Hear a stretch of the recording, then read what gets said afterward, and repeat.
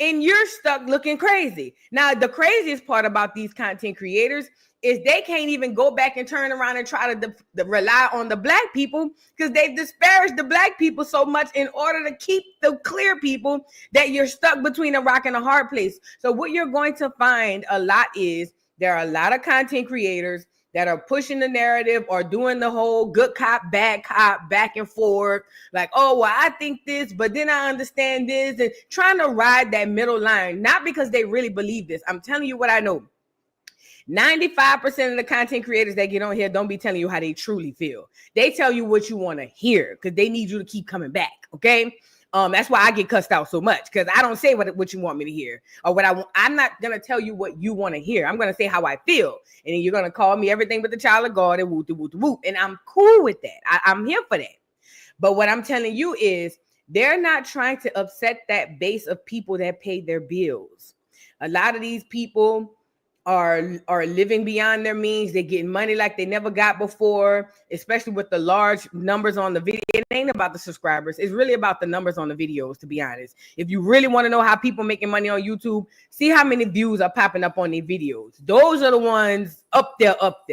But at the end of the day, they're doing what they have to do to maintain that subscriber base because they've already burnt the bridge with the black community, and they can't upset the people right now who paying their bills. And them people is not trying to lose their monions out their pocket. And that's fine. But again, I've always been the odd man out. Whenever the crowd goes that way, I typically always go that way. I've never been the type of girl who's been a follower. I just say how I feel. So if you want to get to the, nitty gritty of a lot of things, just come on down over here. They got other content creators on here. That's I seen that was doing good content as far as this particular case. What's the boy name? Now he had me. I ain't gonna lie. At first, I didn't too particularly care for him, but this is when I was following Cynthia G. He a light-skinned dude. He a red dude. Something named Red in his name, because he used to be on that misogynistic crap too, on that black male crap too. But then he kind of shifted. I don't know if he a grifter, but he's been doing good on the FBA tip. I can't remember his name. Who else? Obviously Black Alpha Network. Obviously, the obvious ones. Supreme is that. Yeah, Red Supreme. That's his name. Red Supreme. That's his name. That boy. At first, he was on that blackmail, red pill crap. Then he kind of shifted when the whole thing started going with the Democrats versus the Republicans. So then I was like, and then, you know what I'm saying? Now he's on whatever. But it's only a few of them. For the most part, though, the most of them are going where the money at. Where the money reside. Y'all already know how I go, but that's what they do. But it's not to be unexpected. I told you the podcast is the new record label. The podcast is the new record deal. Okay. Basically what happens is everybody's trying to get on. And that's just what it is. People sell their soul for certain things or whatever the case may be. I thank God I don't want nothing other than a roof over my head, a vehicle, food on my table, and lights when I flick the switch. That's it, girl. I don't want nothing else. No, I'm not from Texas. I'm from New Orleans, Louisiana. Sorry, my head itching. Ooh, that net under there, girl. Y'all, this day 3 I went ran this morning. So if I'm getting blacker, because I'm outside. You feel me? Let's move on. So yay. Y'all come on here and like the video. Get in here, like the video. Now I want to start off. So I had seen this and I said I gotta bring this to the table, girl. So y'all know Jeannie Mai and Jeezy are divorced, and Jeezy got 50-50 custody. And I told y'all yesterday, I said, oh, this is going to be good for the baby, because I told y'all the baby only speak Vietnamese. You feel what I'm saying? And I know a lot about the Vietnamese. I told y'all I grew up with the Vietnamese. See, y'all don't get it. You feel what I'm saying? I said, I grew up with the Vietnamese. I know all about the Vietnamese because they went to school with us. They didn't live amongst us, but they went to school with us. So now that Jeezy got 50-50 custody, and he done bought him a house in Buckhead or Bankhead, one of the heads, You feel what I'm saying? And I guess Jeannie Mai is getting afraid. So her and the baby sitting down there speaking in Vietnamese. And I couldn't help but laugh to myself because I said to myself, girl, this baby gonna be saying, ho, is you cool in 5 minutes. Soon as she get down to Bankhead, girl. Let's get into Jeannie Mai and the baby. She's so cute. Let's get into her and the baby. You know, didn't they say the baby was non-binary or something like that? Whatever. It's a little girl. Let's get into her and the little baby speaking Vietnamese, girl. Look. I need to go to the potty. Mẹ con bay đi chờ there. So good. You're so good. I'm so proud of you. Oh my goodness. Can I please have some of your food? Câu nói tiếng Việt. Câu nói sao? Cho con khi tụi ăn có mommy with some. Coco, how do you know how to do that? Coco, you speak English and Vietnamese and you're so kind. 1, 2, 3, 4, 5, 6, 7, 8, 9. Yes. Car. 10. How about boat? I don't know what was. Vậy nếu con không biết con hỏi trong tiếng Việt con nói sao? Đâu. What? I con nói tao gì? Who taught you that? Mommy, I need to go to the potty. Mẹ con bay đi. So there you go. It seems like Jeannie Mai is trying to put the Vietnamese deep off in her head before she go to her daddy house by the hood cousins. You feel me? I'm here for it. You know what I'm saying? Shout out to Jeannie Mai. The little girl gonna need to know Vietnamese because she gonna be around her Vietnamese people too. You feel what I'm saying? But girl, when that little girl get over by Jeezy house and she come back hollering, I used to hit the kitchen lights and it was cockroaches everywhere. Now I hit the kitchen lights and it's marble floors everywhere.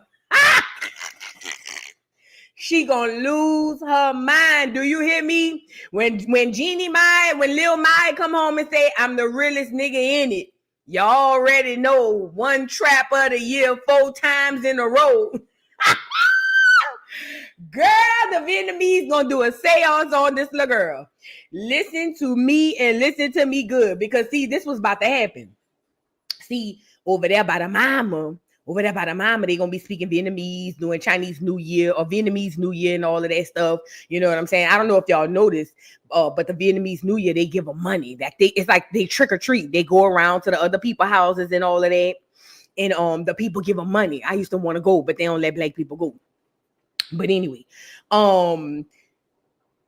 she gonna be by the mama house doing Vietnamese stuff. But then when she get by the daddy house and she got to go outside and go play, it's going to be a whole nother story. And Jeannie Mai is going to lose her mind. She's going to be over there saying how her baby not being watched correctly. And if the law forbid she fall and skin a little knee, Jeannie Mai going to be going down to the courthouse telling the people the baby getting abused and all of that stuff. But she's just going to have half of a black upbringing. And that's okay. That's okay. I just feel like Jeannie Mai she trying to implant that Vietnamese in her because she know that hood about to come up out her. So, you know, but again, let this be a lesson to black people. And I don't care what kind of black you is. Let this be a lesson to black people. Y'all got to be careful with who you procreate with. Listen, this is what I believe. I believe when you mix like polar opposite cultures, it can cause a lot of confusion in a child. You feel what I'm saying? I'm not saying it does, but it can cause a lot of confusion in a child. Because I wouldn't know what to do if my mama was Vietnamese and we over here eating pho for dinner. Then I go by my daddy house and they got red beans and rice, fried chicken, cornbread. You feel what I'm saying? I'm gonna be like, so which way do I go? You feel what I'm saying? So y'all gotta be careful. Be careful with all of this. You feel what I'm saying? But shout out to the baby. She knows 2 languages. I think that's good. She need to know 2 languages. Not a lot of people speak Vietnamese in America. I told y'all, most of the people who do your nails, I do your nail, you want your nail, $5. Most of those people are Vietnamese, at least in the South. I don't know about up north, but in the South, most of those people are Vietnamese. A lot of the Vietnamese came over here after the Vietnam War, after America sent a lot of black troops to die. Oops, because black America basically did the draft to send a whole bunch of black men over to Vietnam to die. If that's what you don't know, if you don't know, now you know. So, the government did the draft to draft a whole bunch of black folk to go over there and die. But what happened was most of them didn't die. They came back addicted to that heroin. And then what happened was America said, yeah, we lost, but we're not going to say nothing. So what we're going to do is we just going to bring a whole bunch of Vietnamese back to America. So come on back. Come on back to America. We're going to give y'all a little piece of land. Let y'all open up a couple of little stores or whatever the case may be as a my bad type of situation. You feel what I'm saying? So, it is what it is. And that's how you get a lot of the Vietnamese here. Actually, every war America has ever fought has always brought back its captors. Think about it. Every war America has ever fought has brought back some people from said war. So with that being said, that's how you get a lot of Vietnamese here. But neither here nor there. I think it's cute that the girl know Vietnamese. She should know Vietnamese. But she about to learn nigga. I want to be there when the little girl starts speaking in Vietnamese and the cousin say, what? I want to be there when little Jeannie Mai pull out the chopsticks and they hit her over the head with them and say, girl, what is that? Poor baby. She gonna get it though.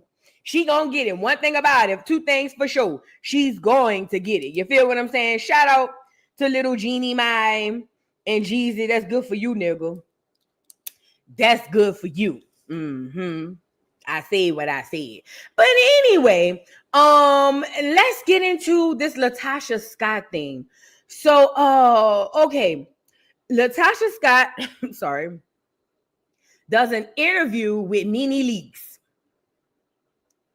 Nene Leakes obviously has a podcast. I saw some clips of the interview. Hold on. I saw some clips of the interview. And it seems like Nene wasn't holding back a lot of things. She told Latasha straight up, girl, the reason why you in the position you in with the group is because your husband.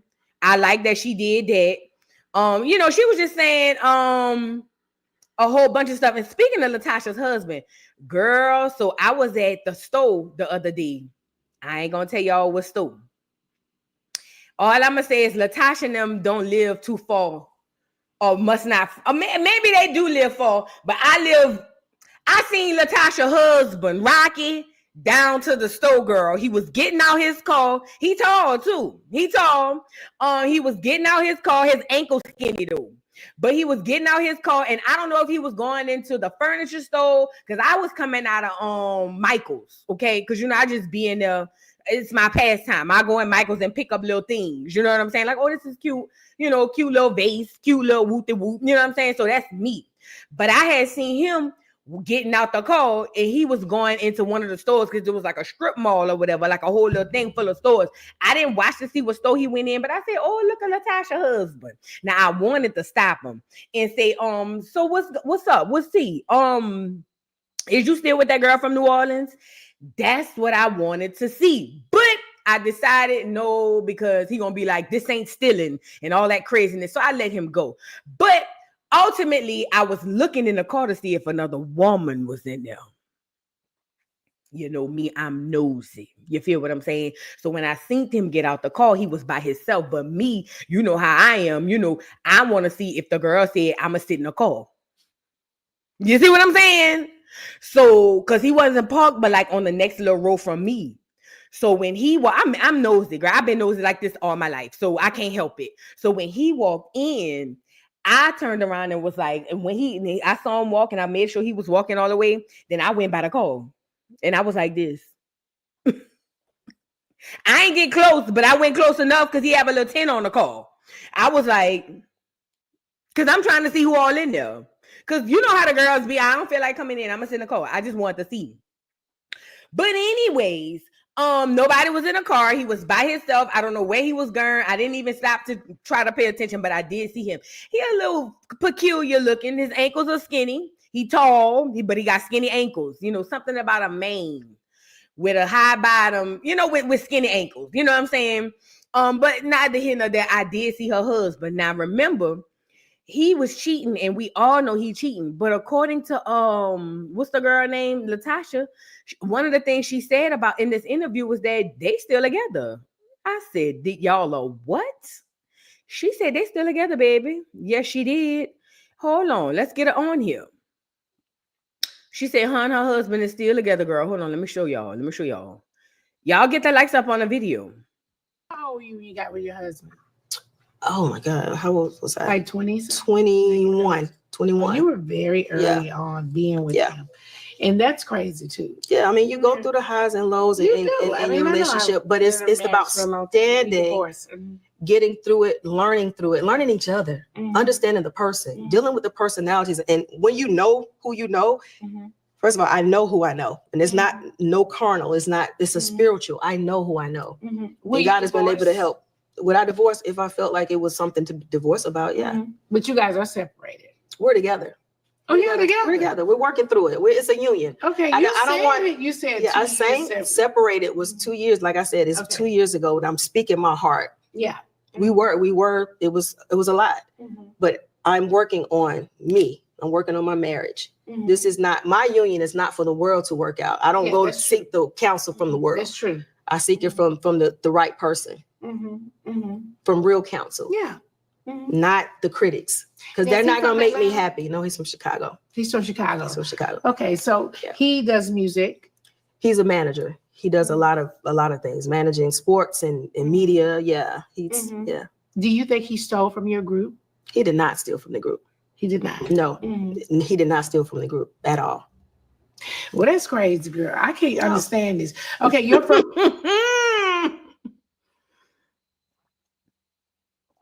Nene don't have no interview decorum, and I love it. She said, did your husband steal from the group? My girl said, no, he did not. She said, girl, well, this is crazy. I can't understand. I love that. I love it. I love it. Nene said, well, girl, this is crazy because I can't understand this. This is the thing. Literally, nobody expects Latasha to leave her husband.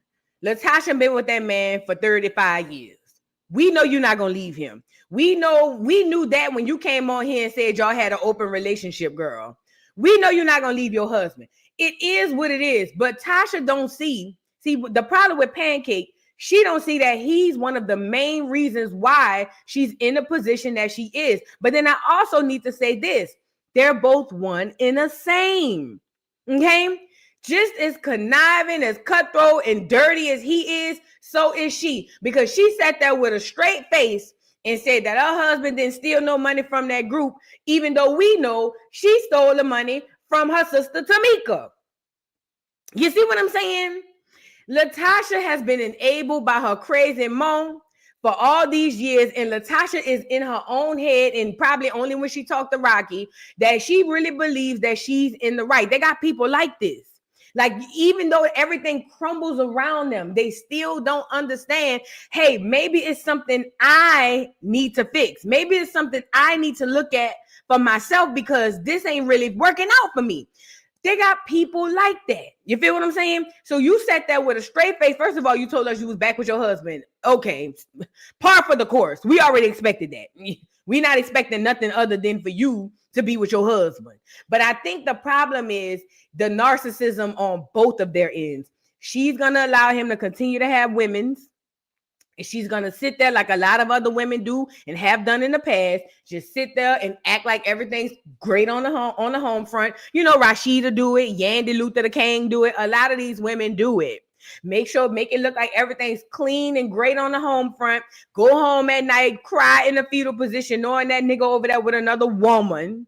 You feel what I'm saying? But it don't matter. It's all about the way it looks and what they want in the moment.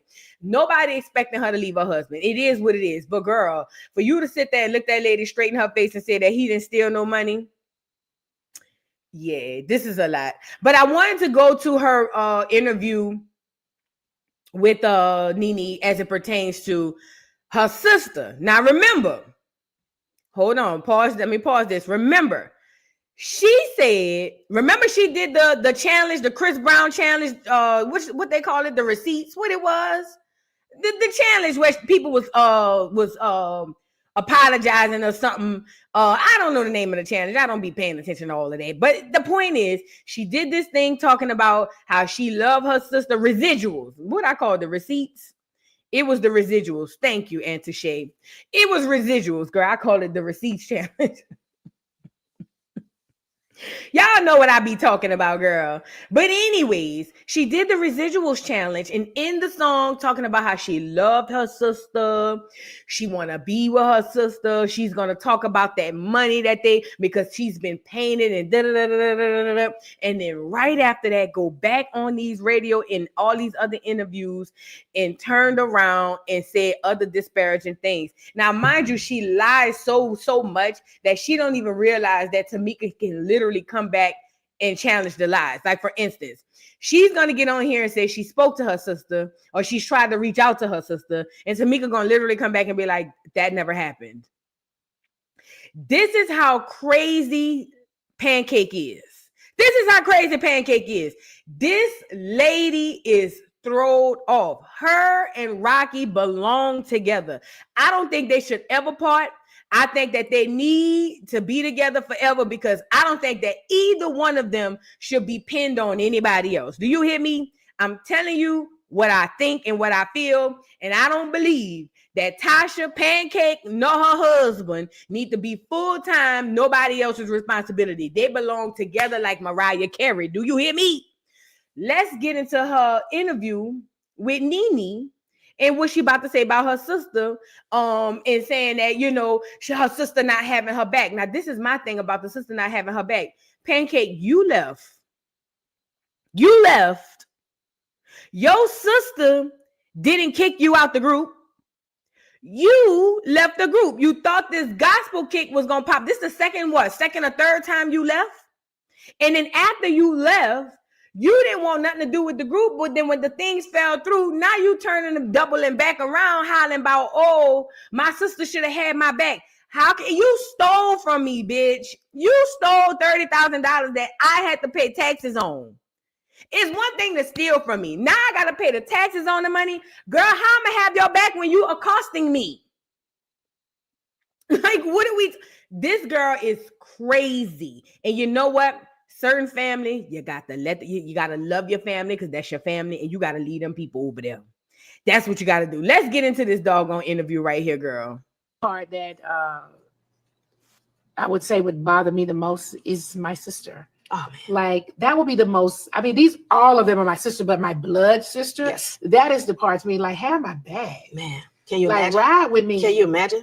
Yeah, so that's all I you knew. Ride with me when I'm wrong. You know what I mean? I'm wrong, but still just work. If I'm wrong, but the thing even is, if you feel that, just work with me. Yeah, the thing is, I feel like, you know, my sister and I were, people like, y'all are joined at the hip. I remember when we were about to do Understanding, the song was getting ready to come out, and she had gotten pregnant. Mm-hmm. And I'll never forget, they were like, okay, we're gonna kick her out. Mm-hmm. That bothered me. Yes. I said, yes. And even though I knew I was like, Tomika, we need to use, everybody was like, we use birth control. This is our first time. The world doesn't even know Xscape yet. Yeah. So you're going to forfeit all of this, you know, and I felt away, but I couldn't give up on my sister. You know what I told them? She goes, I go. Yeah. That could have been my whole career. I wouldn't have been sitting here. You wouldn't have been asking me about Xscape. Right. Because that's the love and the loyalty that I had. Right. So does it hurt to know that, yes, it. Can I say this? Girl, you cannot compare that incident with after what you did or after all these times and all these years. It was at the beginning of your career. Of course, that is your sister. And guess what? You did what you should have done or what you felt like you needed to do, which was stand by your sister. Her being pregnant is something that I ain't gonna say she couldn't control, because obviously, you know, watch who you sleeping with or whatever, or how you sleeping. However, that's something a little bit out of her control. You left the group after you stole money from her and the group. You went on national TV and gaslit your sister to the point of no return. You and your crazy mammy. Y'all went on this TV. Y'all gaslit your sister. You stood behind your husband as he stole and allegedly stole from the group and all of that stuff. You have sent your sister down through there, as they say out here in Georgia. You sent your sister you told her every which way but loose. At this moment, your issue is with your sister, not the group per se.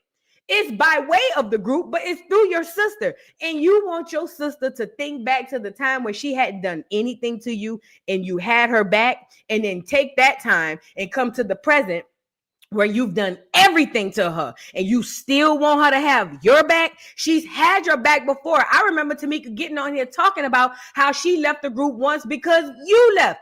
You are crazy, Pancake. Something is wrong with you. Like something in your brain, but they got people like this. They just so jacked up. I'm talking about life in shambles. Do you hear me? But they don't even see how jacked up they are because they so used to just being like told that they're not right or they're not wrong. I'm sorry. And they tell themselves this. You are crazy.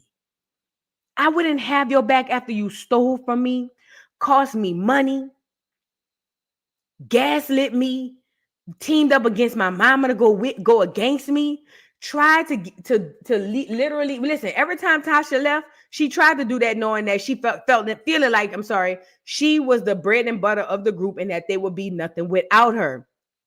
But see, y'all are in the Temptations. You get it?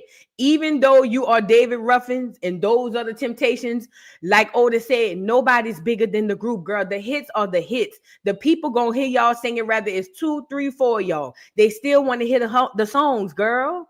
So you being there, they would love to have you there. But guess what? Without you there, your sister could blow just like you. And your sister just take your parts. Like, I don't understand. I'm of confusion. You realize that you're not as big as you thought you were. The girls have kept going. You abused your sister like 90 going west. And you literally sat up there with a straight face and told Nene about a time you had your sister back. And you feeling like even though you sent her through the fire and through the wire, she's still supposed to have your back. You are insane. Let me let her finish with this girl. This lady is crazy. And to that sister who had reached out to me at the beginning of all of this, the cousin or sister, whoever that was, that hit me up on Instagram, that gave me that tea, call me, girl. Call me. Because I want to ask you a few questions. Hit me back up on Instagram. Yeah, I get it. Deep. It's deep. Very it's deep. Okay. Very deep. There were some internet rumors about your husband having a baby outside of your marriage. Are you and your husband currently separated? Did he have a baby outside of your marriage? There's no baby. No baby. And that's the thing. When people find out the truth, all the salaciousness, nobody's going to say, oh, it was a lie. I thought the girl said she had an abortion. Didn't the girl from New Orleans say she had an abortion or something happened to the baby? Because see, we're not going to do this. Where is the agenda that you put out about? So you're trying to destroy me. You're not thinking about myself. You're not thinking about our son. You're not thinking about the relationship that my family. Mm-hmm. How long you and your husband were married? 30 years. So your son is his child? Yes. Oh, wow. Yes. See, I don't know those. Yes, I've been 30 years. You mean to tell me that with all these things, and even with that, even if that were the case, this is my problem that I have. Where is my sister? Yeah, where's your sister? Where's my blood sister? When I need somebody to, just have my back. That's crazy. I will say very hurtful. Now I'm going to tell you that I feel like your blood sister should rock with you. I feel like they should rock with you whether you right or wrong. Like you, my sister, like you know what I'm saying? It's kind of one of those things where I know you wrong. I'm gonna wait till we get in the car and I'm gonna tell you that's what wrong, but I'm not gonna tell you in front of them. Or I'm gonna wait till we get home and we're gonna talk about this. Or I know you're wrong, but I'm still gonna rock with you and I'm gonna tell these people, this is my sister. Like we've been together. How can you expect me to do this to my sister? While I understand what Nene is saying, there comes a time where sister, brother, cousin, mama, or daddy sometimes for your own sanity, you got to cut these people off. People will abuse the fact that they know that they can do whatever it is they want to you, and you should have this blind loyalty. People abuse that. And at some point, like I say, it's not to say I don't love you, you don't love your family, or you don't love your whoever it is, but sometimes you gotta self-preserve, okay? And self-preservation sometimes causes for you to say, you know what, nah, I can't do this.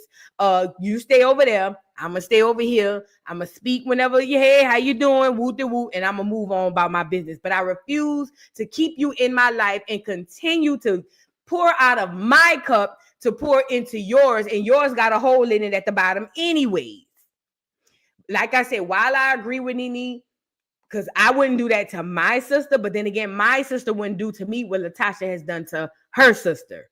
You see what I'm saying? But it ain't cut and dry like that for everybody. It's just not. Unfortunately, it should be, but unfortunately, it's not.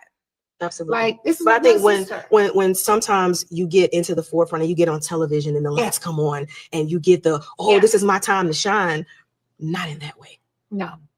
And I get the reality shows and we got to say this, but it's some things that are off limits, especially for me. And I wasn't even on a reality show when that happened with her. It wasn't no reality show. It wasn't no extra money nowhere. It was just me about to lose my career. But everybody they don't covet you that way. But I covet my family, my love, everything that way. My friendships.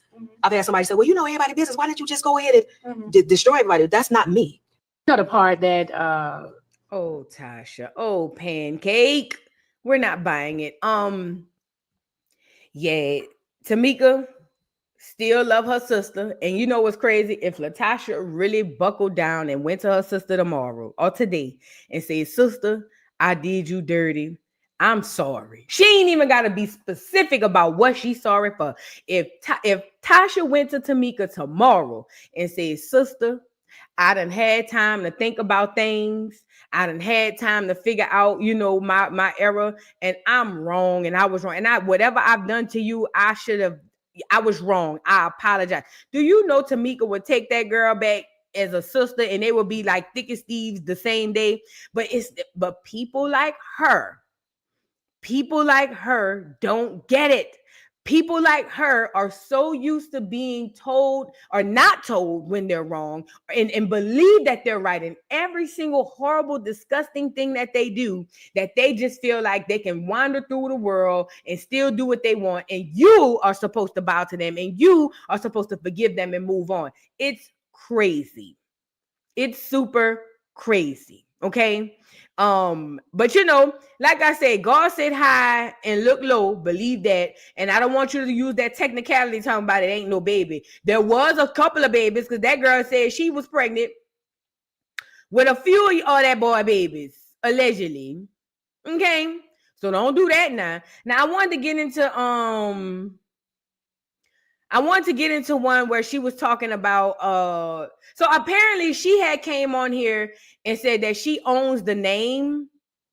She owns the name to Xscape, and how she could have taken the name and she could have done X, Y, and Z, and they wouldn't be able to tour. But let me tell you something, girl, you don't want to do that. You know why you don't want to do that? Because if you take the name, then what? You ain't gonna make no money off of it. You ain't gonna be able to do nothing with it. And from what I'm hearing, they say Tomika is owner of half of the name too.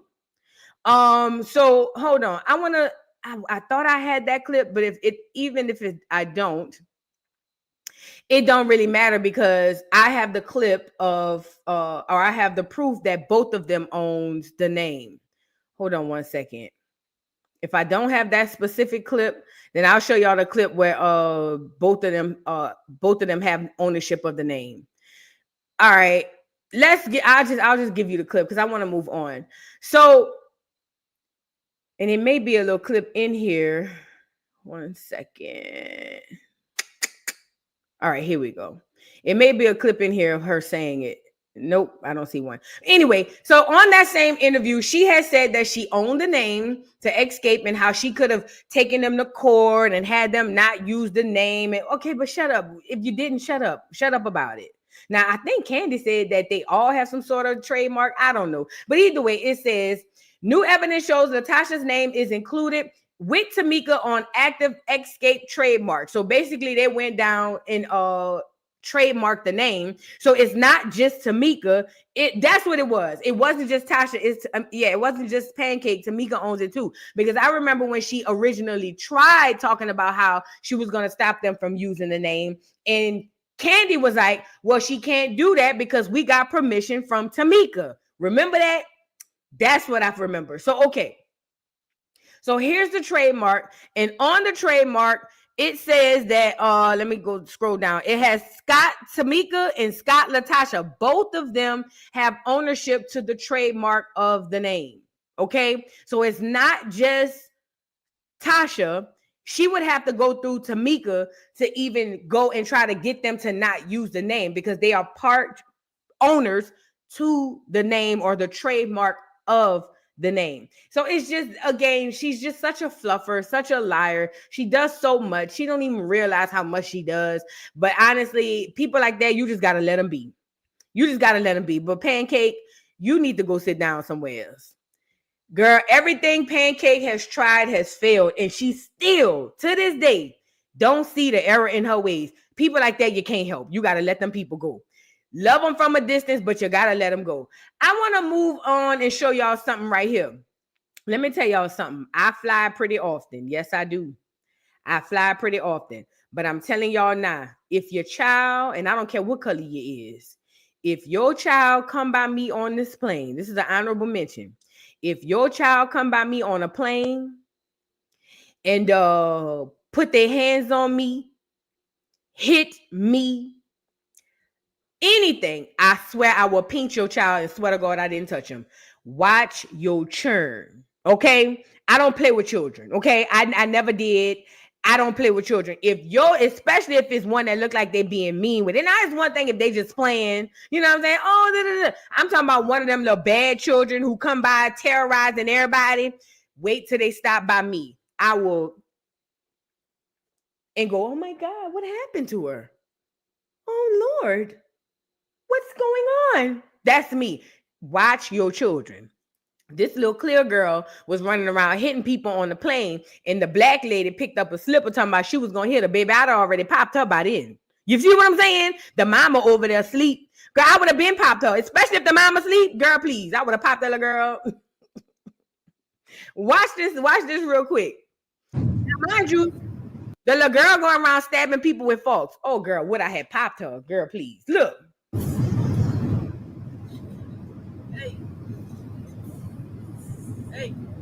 Hey, she over here stabbing people with forks. She just ran up and stabbed me with a fork. I almost stopped her. I'm gonna fuck her up. She ran up and hit me and stabbed me with a fork. Yes. I don't know whose kid that is. Did I get her? Smack the shit out of her. Girl, I would have slapped her already. See when she'd have hit me with that fork, tried to stab me with that fork, girl, I'd have grabbed that little wrist right up under here where the skin tender. Look, right up under here. You know, with churn, right here is buku soft. Right up under here where the skin tender. And I would say, oh my God, help her up. What's going on? Watch your children. The mom was over there asleep, girl. Knocked out sleep. You know your churn bad. Why is you sleep on this plane? Stay up, ho. Girl, please. I'm not playing. She's talking about, oh, I'm about to pop her. Girl, she would have already been popped. She would already been popped. What are we talking about? She would already been crying, and I'd have been saying, where's her parents? Oh my God, where's her parents? Somebody call her parents. Yeah. I'm telling you, I used to work at restaurants. I remember I worked at IHOP. This little boy was over there. The mom and them came in there. The little boy jumping all on the thing, jumping all on the table. The mom, sit down, order your pancakes, sit down. And he's, I hate you. I don't want any pancakes. Knocking stuff off the table. Girl, she sent that little boy to the bathroom. I said, come here, you. I said, come here. You know it's real when you start squinting up that lip. I said, come here, you. I said, let me tell you something. Go sit your ugly ass down back at that fucking table before I whip your motherfucking ass. That little boy looked like he saw a ghost. And this was right after Katrina. So he got to be like 19, 20 by now, 2021. Oh yeah. I say now sit. I say if I come back by that fucking table and you over there cutting up, I'ma beat your motherfucking ass. When I tell you, he grown now. Because that was in 2000. Katrina happened in 2005. That was 2006, baby, in Chicago. He grown now. I bet you he still got nightmares to that day. Bring your mother. Come here. Bring your ass here. Come here. Yeah. Mm-hmm. Mm-hmm. I bet you that little kid. I don't know where he at. But I bet you if he older 20, 21, 22, 23, I don't know how long Katrina was, 20 years ago. So he about 25, 26. I bet you somewhere that little boy remember me pulling him to the side. And look, I said, now go sit your ass back down at that motherfucking table. That little boy. Look, that little boy look like he seen the ghost girl. Sit your ugly ass down before I beat your motherfucking.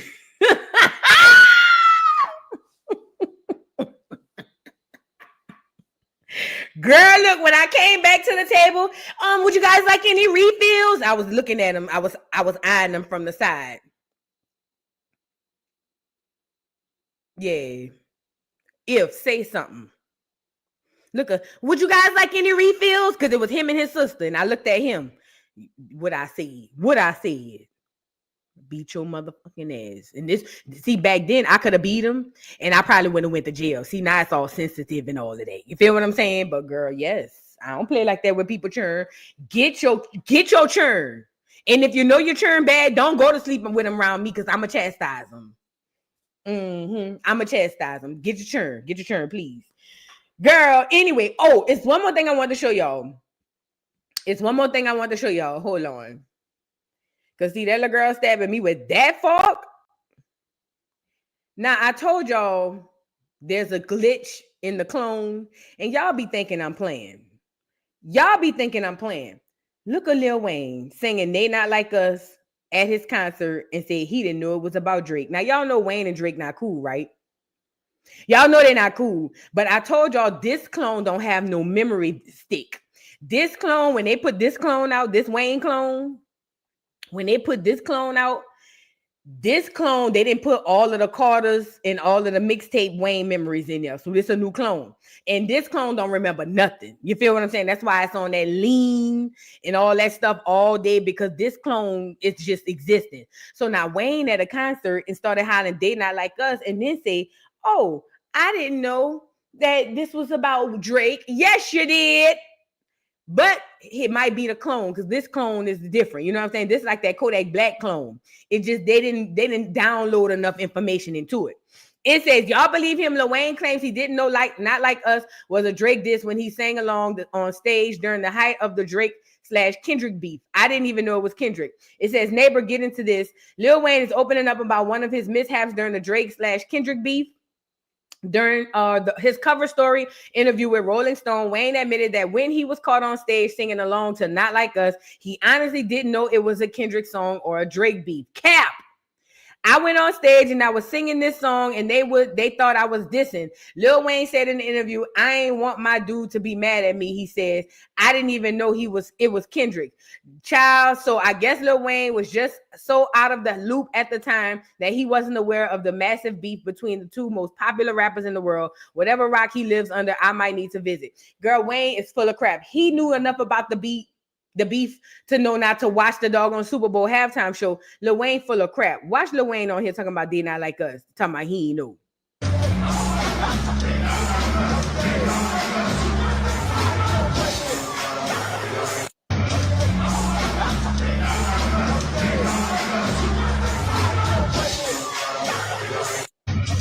Now, Wayne, you know good and damn well what that song was about. Wayne and Drake is not cool like that. Let's be clear. Wayne and Drake is not cool like that. They ain't been cool like that for a long time. Wayne is trying to be slick. You said what you said. You did what you did. You feel what I'm saying? Yeah, stop it. Stop it, Weezy F. You feel what I'm saying? You know exactly. Right, over a Drake song. I didn't even think that. I didn't even think about that. over there. Man, y'all really know it. He did that on purpose. Now I'm just thinking about it. You're right. Over the whole Drake song, he did that on purpose. And the DJ messed too. The DJ messed too. Girl, them people is crazy. Girl, Wayne, go lay down. Please go lay down. Please, Wayne, we don't believe nothing you got to say. You were shading Drake, but see, Drake ain't gonna get on here and talk about how you wrong for shading him because Drake know Drake know who to play with. You see what I'm saying? So Drake gonna let that slide. We ain't hear Drake say nothing about that. You feel what I'm saying? But Wayne, you know exactly what you was doing. You and your messy ass DJ. Stop the cap. Get off of here, 3 dreads. Anyways, now we got to get into a lot of these school shootings that's been happening. So Florida State University, somebody in my comments was mentioning that yesterday. I don't know who that was. I watched the replay and somebody was like, their child was down at Florida State lockdown or something like that. So there was a school shooting at Florida State University. That's where Funky went. It was you, Brinley? Okay. It was you. Okay. First of all, I hope your baby doing okay. I hope everything's doing well with you and your family and all. My prayers go out to all of the victims that, that have been affected by this. And I know that had to be crazy, for you to have to experience. Simone B said my baby left before it happened. That is crazy. I'm so glad my baby graduating this year. Girl, life is crazy. These people is doing too much. Do you hear me? So, okay. Florida State University, that's the school Funky went to. There was a school shooting, and it was a 21, 22-year-old clear boy who shot up the school, and he is the son of a deputy, okay? He's the son of a deputy who works on the force out there. Now, this is crazy because people were like, whoa. Now, the police is a fraternity. I told y'all how it goes. They're going to take up for their own. There's never going to be a moment where the police go against each other. That is a fraternity within itself. So when the police came out and did the press conference, it was just like, oh, well, yeah, it's a school shooting, but you know what I'm saying? I'll call back. But it was something that just happened, type tease or whatever the case may be. But we know it's deeper than rap. It's deeper than that. But ultimately, I want to get into this school shooting situation. Hold on really quickly with you guys. Y'all get the likes up on the video. Please and thank you. The mama needs to be locked up. And hey, you know what's crazy about that? You are absolutely right. Because it is the burden of securing your weapon in a home with children relies on the adults of the house. Okay? Let's be clear about that. In the state of Georgia, for sure, and I'm pretty sure it's like that in all these carrying states. In the state of Georgia, if I have a blicky in my home, and I do have many, and my child gets a hold of my blicky and does anything, especially if they find out I did not properly secure my weapon, I'm going to go to jail for negligence, okay? That's literally how that works. And the fact that this child is the son of a police officer, this police officer knows better than any regular random human being that they should have secured their weapon. And the fact that these weapons were not secured tells me that, you need to be held accountable. You know better. You know better. For instance, when I used to work in the restaurant, I had a liquor license to serve and sell liquor, okay? If I get a DUI, the penalties are harsher for me because I have a license. I've been trained. I know better. That should be the same thing for this officer. But, they're going to take up for their own. You know how I go. This is a fraternity we talking about here. And this boy was at college and they say he was like 21 or something like that. Let's get into it. Shooter situation on the campus of Florida State University in Tallahassee, Florida. We understand this happened sometime around lunchtime and that it happened in the student union. Again, this is preliminary information. It could change. From what we know, at least 4 people so far have been taken to the hospital. Our George Solis is also tracking the developments from Florida as well. And George, what can you tell our viewers? What more news have we learned?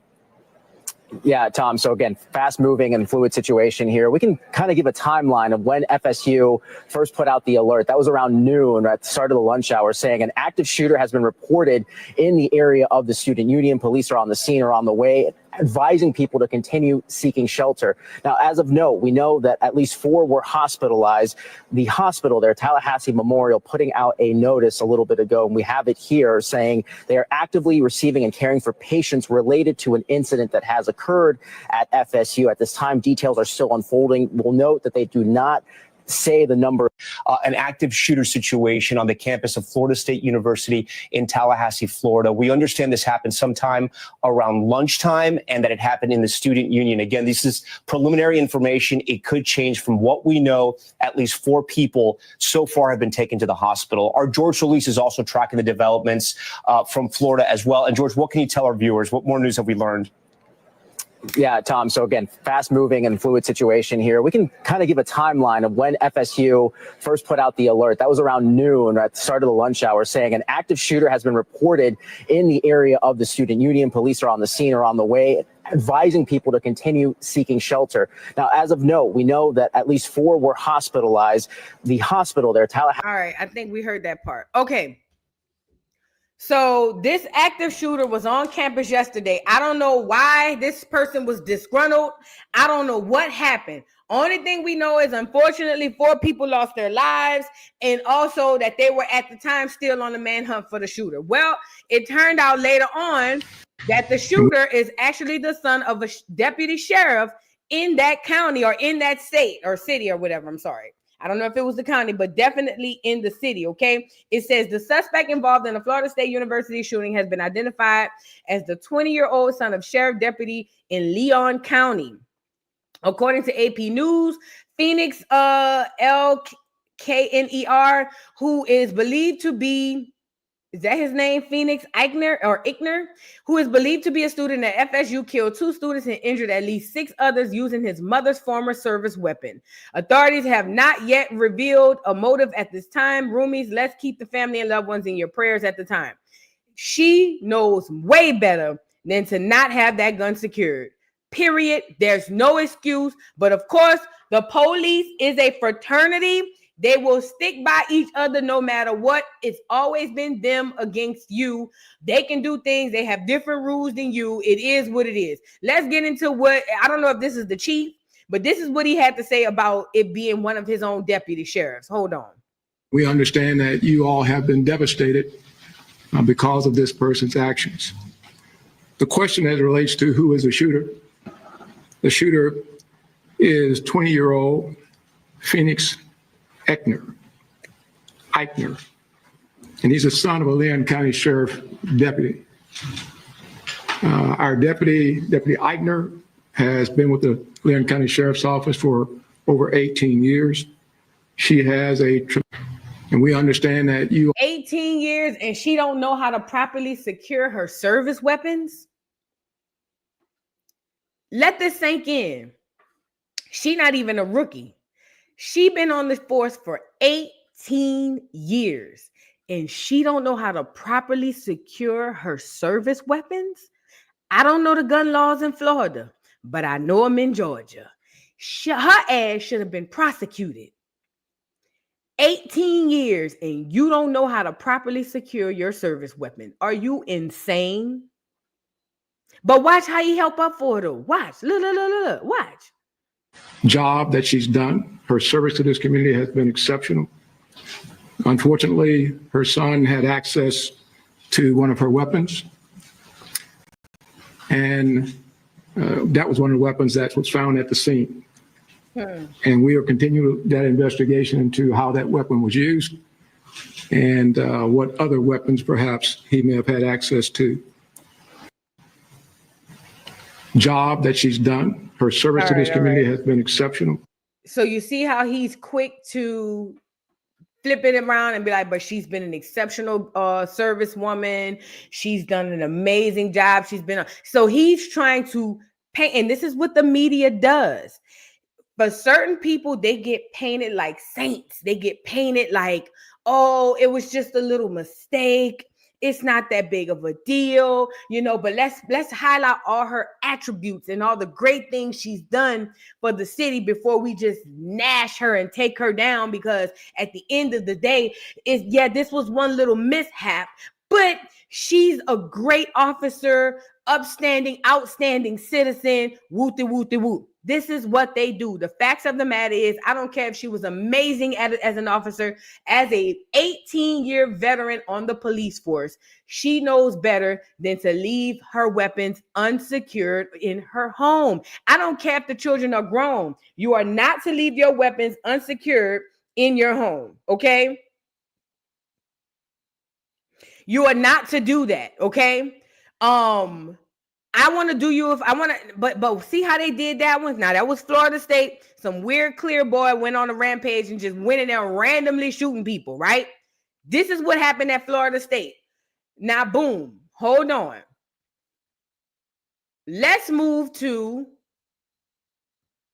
Dallas. Now, something is in the water over there in Dallas. I don't know what it is, but this young man decides to go to school. He said somebody had threatened to unalive him. He goes to school with the targets on mind, meaning he not going in there on a random day. I'm sick of this, guys. I'm going to take my parents' blicky and go into school and just start shooting kids. No. He went in specifically to find certain people because they were threatening to kill him. According to him, this is his word. He went into school, shot up a couple of students or whatever, and he should be held accountable. He should go through the legal process or whatever the case may be. I'm not giving him any excuses. What he did was wrong. Okay, what I'm saying? But he's saying that in his mind, he was doing this because they were threatening to do it to him. But now what the media has done is, oh snap, we have a Florida State school shooter. Let's take this incident to say, aha, black people, y'all got a school shooter too. But these are two completely different things. And let me tell you why. Yes, both incidents happened in a school. However, one was targeted and one was not. One was random, one was not. There was an action to cause a reaction in one of them. The other one was not. So we're not going to make it seem like black people are school shooters. Black people go to school and just start shooting up schools. No. This boy went in there to target specific people that just happen to be at school, okay? Let's be clear about it. Again, he don't get no passes from me. He need to be tried for whatever happened or whatever the case. We need to see what's going to go down with the evidence that comes out prior to. But at the end of the day, I think so too, Tisha. I think it's all planned. This is all a bunch of distractions. I don't know what's really happening, but they're using actual events to distract us with, but not the here nor there. This boy in Dallas, something in the water in Texas. And I think that needs to be discussed. But I think this is all distractions, and they're just highlighting a bunch of stuff to keep us looking the other way. So this is what went on with this.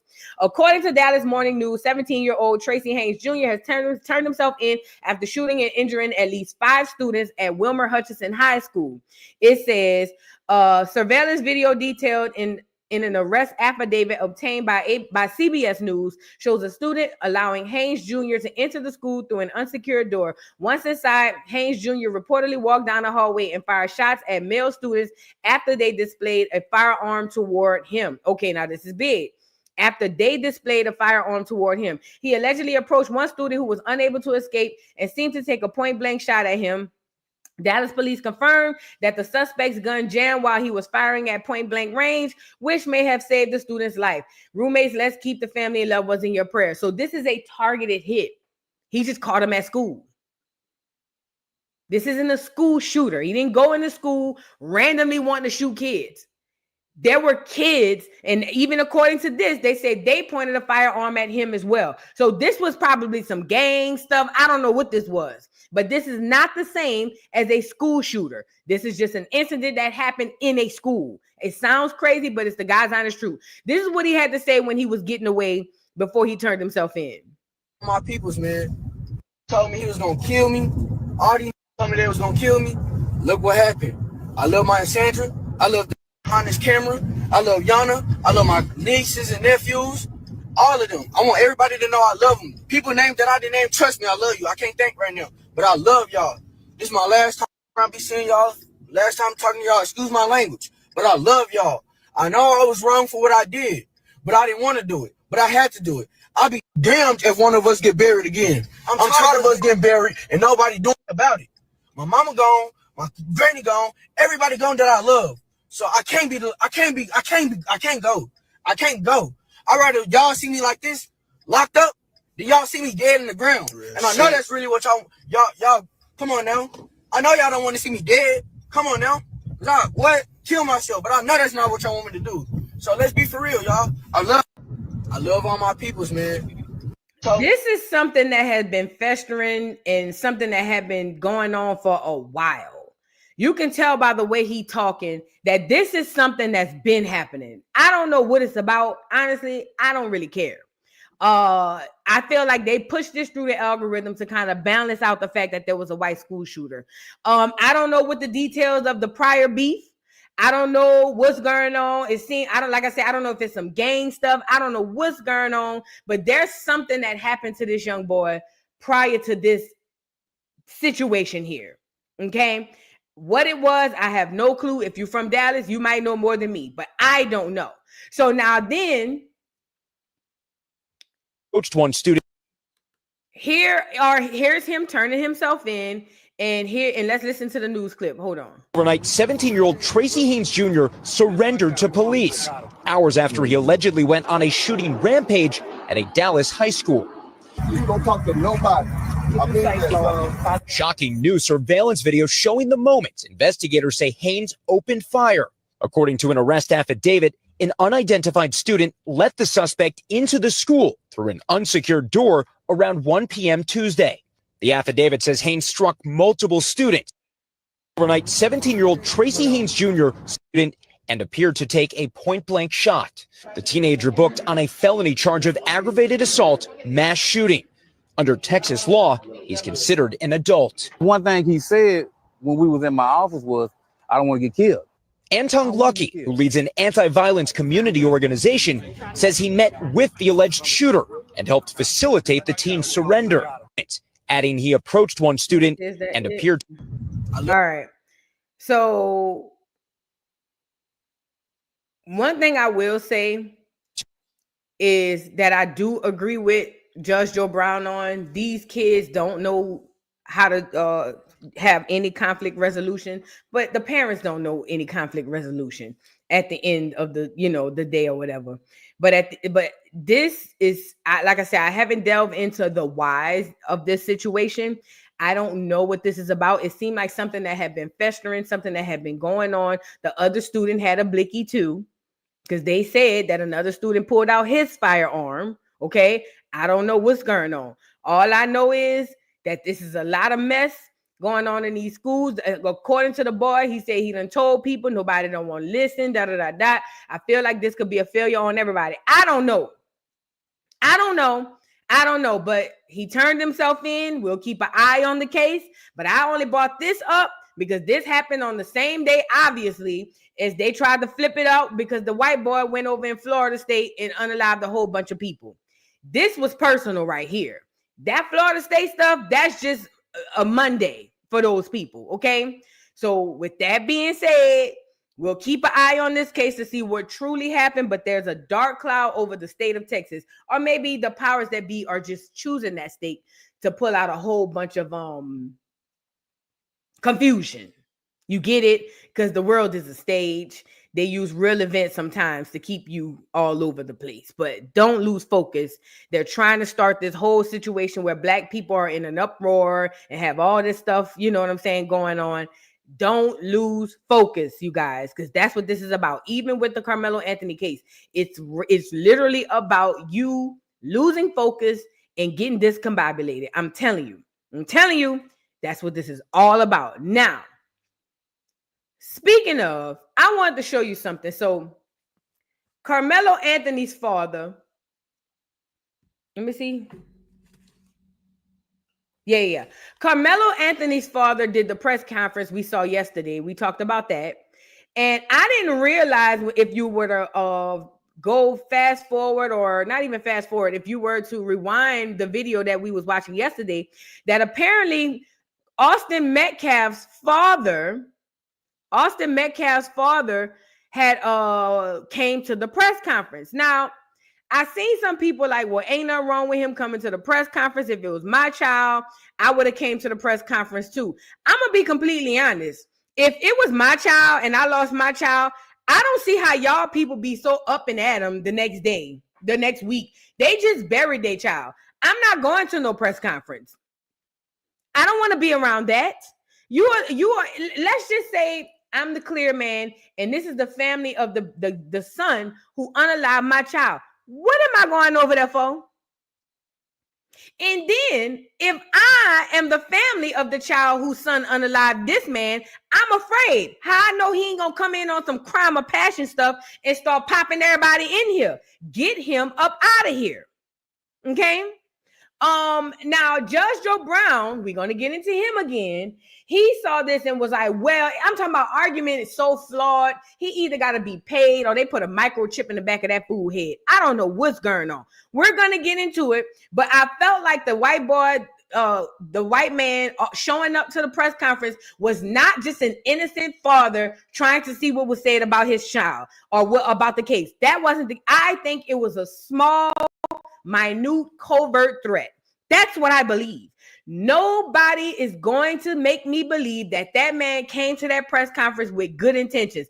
It could have been a dog whistle to the clears. Who knows? But I don't believe anything about this was in good intentions. I just don't. So, okay, boom. Here's video of him being escorted out of the press conference, right? Get the likes up on the video. We asked that y'all please follow me. The father being at this press conference. These are my words. Don't quote anybody. Is a disrespect to the dignity of his son. Next Generation Action Network from the beginning has respected the loss of life. No matter our opinion of it, we have kept our opinion close. We have not attacked. We have not shared the information that was shared with us about Austin Metcalf because we respect the dignity of life. We ask that y'all please follow me. In wake of this okay, pause before we get to her. So basically, that's where we picked up on the thing yesterday. It seems like that was what he was responding to. So, okay, boom. So the father shows up. They have him escorted out of the thing. I'm not going to lie. I feel like he should have been escorted out too. And the reason I'm saying that is not because he shouldn't be able to go where he want to go. I'm here for that. I think my problem with this is we don't know your intentions. We don't know how you feel, what's gonna, you know what I'm saying, come of this. You might turn around and mess around and pull out a blicky and start popping everybody. I'm not sure of that. And because of that, I think that it's best for me and my sanity and my safety and the family safety that you not be here. Now, Judge Joe Brown saw the clip of the mother. Let's get the mother on here and what she had to say again. This is what the mother said. Tragic incident. Our family has been under attack. Whatever you think what happened between Karmelo and the Metcalf boys, my 3 younger children, my husband, and I didn't do anything to deserve to be threatened, harassed, and lied about. The lies and false accusations that have been said about us, especially over the past week, has been overwhelming. The lies and their amplification put my family in danger, as well as everyone in our community, everyone involved in the investigation, from the police, the attorneys, and the court staff. Our address and my husband's previous employer's address has been put on all social media platforms. My husband had to take a leave of absence because he's afraid what may happen to our family. In wake of this tragic incident, our family has been under attack. Whatever you think what happened between Karmelo and the Metcalf boys, my 3 younger children, my husband, and I didn't do anything to deserve to be threatened, harassed, and lied about. The lies and false accusations that have been said about us, especially over the past week, has been overwhelming. Mental health is deteriorating day by day. We have endured death threats. My 13-year-old daughter is afraid to sleep in her own bedroom because she's fearful of what might happen to her. And let me be clear, the claims that were used about the public donation to buy a home or anything else are completely false. We have not received a single dime from the Give, Send, Go fundraiser. And the co-founder has stated that clearly. In the reality, we were just notified yesterday that we could begin to withdraw funds. And it still takes several days to receive those funds once a request is made. Health is deteriorating day by day. We don't know why we are being targeted and discriminated against before a fair trial. Our son deserves the same rights under the law that everyone is afforded to. He's been raised in a 2-parent home with structure, stability, love, and we put God first in everything that we do. We believe in the Constitution. We believe in the laws of this state, but those laws must apply to all of us, not just some of us. To be clear, we will not speak publicly about specific details of what happened under the tent on that rainy and awful day. There's an active investigation that everyone involved wants to be full and fair. We believe in legal process, and that is where the truth will come out. To the family who experienced the loss, my heart truly. I don't know why we are being targeted. To those who have supported my family, thank you from the bottom of our hearts.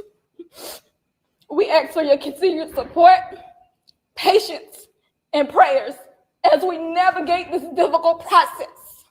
Thank you. So that was the mother, and what she had to say about that situation. I don't know. To me, that was heart-wrenching for me because you're in a position where this is your child. You believe your child, like a lot of us believe your child was bullied, and now he's in a situation that not only affects him, it affects everybody in the family. She even said, my heart and sympathy and prayers go out to the young man, the young boy who lost his life. So it's not like she like F that cracker or nothing like that. She's literally on here saying that, you see what I'm saying? Hey, my heart goes out to this young boy, but it's difficult, or not even but, and it's also difficult for me and my family as well. We're not over here with our feet kicked up like everything's, A-okay. Girl, Judge Joe Brown heard all of that. It's the way he's so nonchalant and so I don't give a F about this for me. Let's get into what Judge Joe Brown had to say in response. Now, mind you, all of the clears are using Judge Joe Brown as the standard for how Black people should think because he's thinking like them, okay? Let's get into what Judge Joe Brown had to say. Look. I think she's trying for her son and her. I mean, okay, so let me say this as a mother. And shout out to the real Dana. This is from her channel. Y'all make sure y'all go over there and check out the video. I understand all of that, but this is unseemly. That press conference never should have been had because it's going to give a population that's probably the overwhelming majority in the area the sense that the offender is trying to play victim. And that's a very bad move because there are a lot of potential jurors that will have heard that and will be very offended by it. So they did say, because this is 30 minutes and I'm not playing the whole 30 minutes, but at the end, they did say we will not do another press conference. We are not doing another one. We're not talking to the press, answering questions or releasing statements. They're focused on the upcoming trial, the grand jury, which whenever it comes up, the DA did say maybe in June. So they say you will not hear from us until the trial, basically. So they're being quiet. But the reason why he held this press conference, because yes, I must say social media, YouTube, X, and, you know, even some news outlets, they have the Daily Mail and others, New York Post, have been putting out fake information about they're taking this money and buying a Cadillac. They're paying for this, even though they can do whatever they want technically with the money to a certain degree. But he was just doing a press conference to say, stop with the lies. This is serious. And just let due process take its place. She's not on trial. Her husband's not on trial. The daughter's not on trial. They haven't done anything to break the law. This could have been accomplished much more efficiently by simply having their lawyer that they've retained issue a statement. If it was appropriate, there has been no such use of money. Next thing is, what is the point? So what if it's on social media? So what if people lie about you on social media? That is the equivalent of they were talking about him on social. But see, and while I agree that they probably could have had the attorney go out there and make the statement, I can see that. Okay, let's go with that, because you don't want to make it seem like, and I don't like that this dude Dominique, and we about to get into him, I don't like that this dude Dominique has been the spokesperson, but I can agree that maybe they should have probably had the attorney come out and speak out. I get that. Okay, but the thing is about it is, he is so out of touch with the power of social media that he literally thinks, so what if they on social media saying X, Y, and Z? Social media literally shapes the outcome of trials. Social media literally shapes the outcome of all the things. So if people are on social media saying they taking the donation money and buying houses and cars and partying it up, and they doing this, and everybody on social media saying something, if you don't say anything back, that becomes the truth. It becomes the truth, not because it's true, and not because it's fact, it's because it's the loudest voice out there. You see what I'm saying? And so while I understand from his point of view, coming from a time, because I came from a time before they had social media, so I understand a little bit with what he's trying to say, but he doesn't understand the power of social media. They got to go against major publications, people, regular people on Twitter, Instagram, TikTok, YouTube. They got to go against all of these people. I think, like I said, why I can agree, maybe the attorney should have been over here speaking out. I don't know why the attorney is allowing this Dominique character to do all of the speaking out, but maybe I can give him that. Put the attorney out there and let him say it. But at the end of the day, they have to say something, because if they don't say anything, it becomes fact. And that's a problem. He doesn't understand the power of social media. Now, this was the craziest part. I wanted to go back to this part. So when they were talking about the trespassing thing, remember, hey guys, I just found it. Judge Joe Brown's whole defense on this whole thing is the boy was trespassing. Mind you, it has never been proven or said in any place that Karmelo Anthony was trespassing. But that's Judge Joe Brown's entire case. Well, he was trespassing. Well, he was trespassing. So boom. He's going to say that because Dominique Alexander, not the father, that's the spokesperson, because the spokesperson had the man removed, talking about Austin Metcalf's father, then that should be just cause to why the children, Austin Metcalf and his brother, should have been able to remove Karmelo Anthony. It's so backwards. And Dana's going to say, but wait a minute, Judge. They did it the proper way. They went and got the authorities to have him removed. They didn't physically remove him themselves. And he's going to say, well, if they would get the father on the stand and ask the father, well, how you figure you can't remove, you want him removed, but nobody can remove your son. And she's going to say, but judge, listen, it wasn't the father who had him removed. But see, this is very important because it's not going to matter if it was the father who had him removed. It's the optics of it.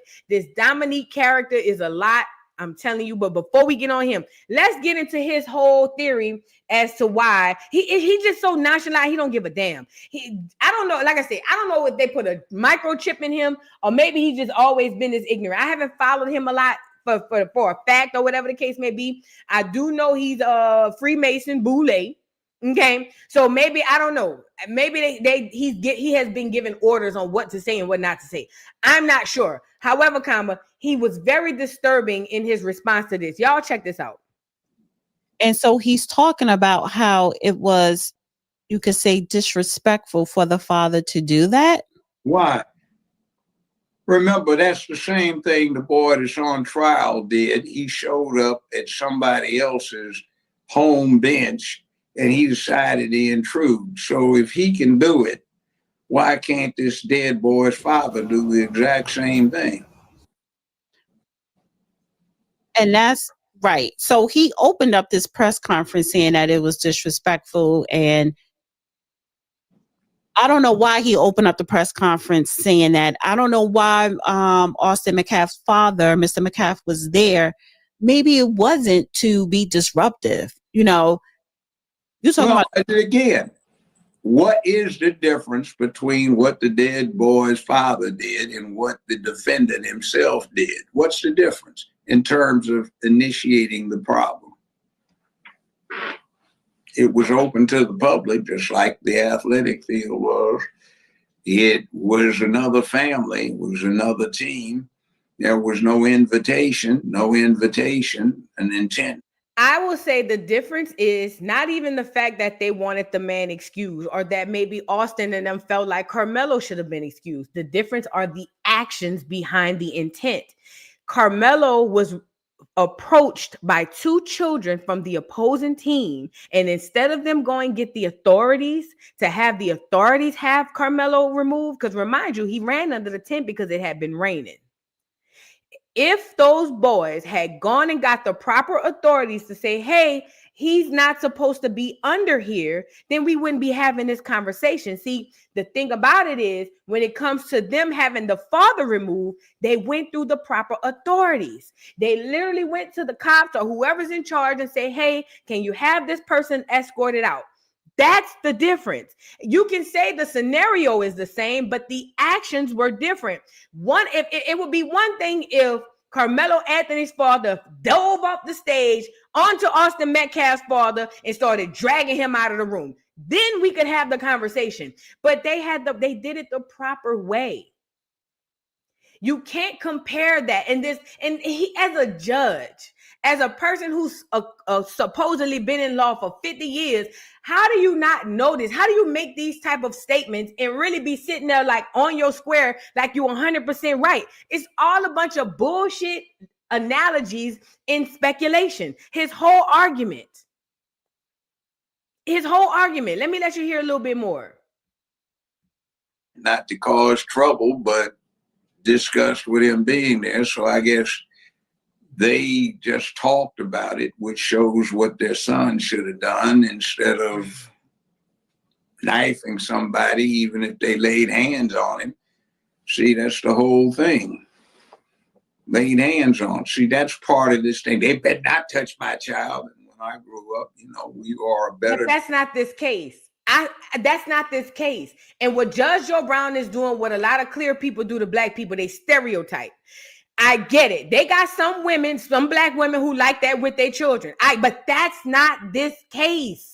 You're bringing in something that has absolutely nothing to do with this case. This woman just came on here, said, we have a 2-parent household. I'm a stay-at-home mom. We raise our children off of morals and principles, and we put God first. That lady don't even seem like one of those parents, but it don't matter. He's taking old stereotypes or stereotypes of black women and applying it to this case without any fact of that being the case. This is a problem, and he needs to shut the fuck up with his old ass. generation in terms of our behaviors, our courage and stamina and initiative, because, boy, come in here. Mr. Miller, I didn't do anything. Yes, you did, boy. I can see it in your eyes. What you do? All right, tell you what. Put your hands on your knees. Look at that wall. Don't you eyeball me. You get one. Wham! All right, now get out of here and get it off your mind. Don't even think about it. And he was dead right, because you'd go run away. Hey, man, did you tell Mr. Miller? No, I didn't say anything. Well, how did he know? Because he's been a boy himself. And he remembered. So he can tell by the look on your face. But we knew to be straight. We knew that if you got out of line, something was going to happen to you. And even when some of the students got out of line, we said, oh, man, wow. Well, here's the thing. I'm terrified with coming to school. It was like, oh, man, wow, this is rough. Well, here's the thing, because, Dominique Alexander, he called the Dallas police to escort the father off the premises of the press conference. So this is where we see here, they walked him out. I wouldn't have done that. I wouldn't even mention that he was there. It's a press conference. It's a track meet. So again, to your point, Judge, because, it was a video that I uploaded when you were talking about that Karmelo Anthony was trespassing. Well, would you say that the father here was trespassing with this press conference? Sorry. Get the lights up. Maybe. Was it by invitation only? Was the premises rented out? But I'm not talking about whether it. That's the question I have to you, because she asked him, if you say Karmelo was trespassing under their tent, are you saying that the father was trespassing at the press conference? Now he says, well, did they rent out the venue? Was it invitation only? That's the same questions we had about the tent. Did they rent out the area on the bleachers? And did they have no trespassing signs like the law states? And was it invitation only? If those things were not the case, then Karmelo was not trespassing. Just like the father technically wasn't trespassing. Okay? But he's going to bend and shape this thing to whatever way that fits his narrative. And it's weird. It was, in fact, a trespass. I'm talking about it was being treated by one party as a trespass. So, in other words, the family had no more right to call the police to escort this man out than their son had the right to say, I'm going to intrude in. So if the father gets... You got to be careful with these words. Intrude implies someone breaking and entering. Intrude meaning someone forcefully placing themselves somewhere. That's not what happened, number one. Number two, for him to sit up here and say, oh, well, the son, they had no right. The parents had no right. First of all, the parents didn't call the cops, but they had no right to call the cops and have him escorted. If they had no right to call the cops and have this man escorted, do you think the cops would have escorted him? If they had no right to call the cops to have this man escorted him off the premises, do you not believe that they would have not escorted him off the premises? See, it's a bunch of speculation and a bunch of bullshit. This whole narrative that Judge Joe has going on. And the Clears are eating it up. Eating it up. Okay? It makes no sense. Gets on the stand during the trial, good defense would say, hey, not a good defense, but a good prosecutor would say, hey, didn't you call the police to have the father of the victim removed? Yeah, well, why? So if you could do it, couldn't the twins have done that too? So in other words... Correct. If you can call the cops to have the father removed from the press conference, your question goes to stand, Judge Joe Brown. Couldn't the twins have called the cops to have Karmelo removed or go get another authority figure to have him removed? See, you're killing and I'm not even a freaking lawyer. I just know common sense. If you're going to say pull the parent up on the stand and say, hey, just like you felt like it was trespassing when the father came and you called the cops, don't you feel like yes, I feel, even if the children felt like my son was trespassing, they should have went and got authorities the same way I went did. See, I think he older, and I don't think that he understanding that he's killing his own case, making his own points, making everybody else's point. I don't think he realized that. Like, you, as those boys, and there was both of them allegedly who approached them, those boys, if they felt like anybody was trespassing under the tent, they should have went and got authorities. That's what Dominique Alexander did. So don't say if you put him up on the stand, they can use that against him. No, it actually goes against you as the prosecutor, because yes, I literally showed you the proper way to do it. You call the authorities and you have the authorities remove the person from the premises. You don't go take matters upon your own in your own hands and go to putting hands and feet on people. That don't go like that. I think they're telling him what to say. I don't care what nobody say. The only thing is that the twins didn't call the police. Well, I They would say tried to this. do it Well, themselves. the difference is, and the defense could come back and say that Mr. Dominique Alexander called the authorities. He did not try to physically remove Mr. Metcalf. Remember, when this country was founded, there was no such animal as police. That was This nigga talking about 1492, 1725. Nigga, it don't matter if they didn't have the police back then. In 2025, we have the police. If those kids or anybody under that tent felt like that boy should have been removed, it should have been done properly, not improperly. You don't get to take the law into your own hands, okay?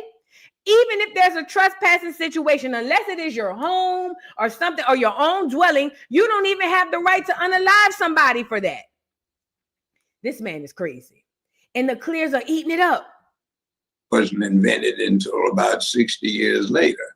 The prosecutor, that would be a horrible rebuttal. No, it's not a horrible rebuttal. It is. I'm talking about in the courtroom. If they were to bring this up, if the prosecutors were to bring this incident up, the defense can also rebuttal back saying, let me just say this. The difference between the two is that one person called the authorities to remove somebody. The other two people, whether it was both brothers or one brother, took it upon themselves to be the authority. That's not the point. That is the point. Is the prosecution wouldn't call this, wouldn't set this up by introducing evidence of what he did. It's if the father takes the stand, not the dead boy's father, the father of the defendant takes the stand to explain what's going on. If they were to put on character proof, an astute prosecutor would say, do you recall events on such and such date, which is the day this occurred? And do you recall the father of your son's victim showing up? Well, the father yes. called the Now, wait a minute. And just for clarity, real quick. No, I'm just saying, this is how it works. But the father has nothing to do with this. That's what I'm saying. Yeah, it does. If the father of the defendant testifies, which he might if they're foolish enough to get into cap. I think the judge is senile. I think he getting old. I'm trying to give him a pass. I think he getting old. That's the only thing I could think. Character. All this stuff about captain of the teams and going to college with the grade point average. I mean, if the father got up and did this, the prosecution will say, well, sir, you remember these days, the events of such and such date? Did you or did you not call the police to have the father of the deceased victim? No, the father did not call the police to have him removed. That Dominique Alexander spokesperson dude called the police. And that's what she's been trying to tell him this whole time. Look. Removed. Is that no different than what the deceased son was doing to your child? In other words, hey, you got to leave. You don't see the difference? You see a difference? You do or don't? But Judge, you just said You had the father. It's cross-examination. Judge, what I'm saying to you for clarity, the father did not have Mr. Metcalf removed. The police came. The father did not call the police. Who called the police? It was Dominique Alexander, the guy who held the press conference. So if so that's I'm just saying. Well, okay, who's Dominique Alexander? Exactly. He's just the advocate for the family. Okay, fine. So that's still the same point. I thought it was the father. No, that's what nobody. I said slow. The judge is crazy. The judge is crazy. I want to show y'all his response to the mother. It was so cold to me. I'm telling you, something in the milk ain't clean about the judge. Now, watch his response to the mother. Everyone involved in the investigation is afraid what may happen. 15-year-old daughter is afraid to sleep in her own bedroom because she's fearful of what may happen to her. And let me be clear, the claims that were used about the public donation to buy a home or anything else are completely false. We have not received a single dime from the Give, Send, Go fundraiser. And the co-founder has stated that clearly. In the reality, we were just notified yesterday that we could begin to withdraw funds. And it still takes several days to receive those funds once a request is made. I don't know why we are being targeted and discriminated against before a fair trial. Our son deserves the same rights under the law that everyone is afforded to. He's been raised in a 2-parent home with structure, stability, love, and we put God first in everything that we do. We believe in the Constitution. We believe in the laws of this state, but those laws must apply to all of us, not just some of us. To be clear, we will not speak publicly about specific details of what happened under the tent on that rainy and awful day. There's an active investigation that everyone involved wants to be full and fair. We believe in legal process, and that is where the truth will come out. To the family who experienced the loss, my heart truly goes out to you. To those who have supported my family, thank you from the bottom of our hearts. We ask for your continued support, patience, and prayers as we navigate this difficult process. Thank you.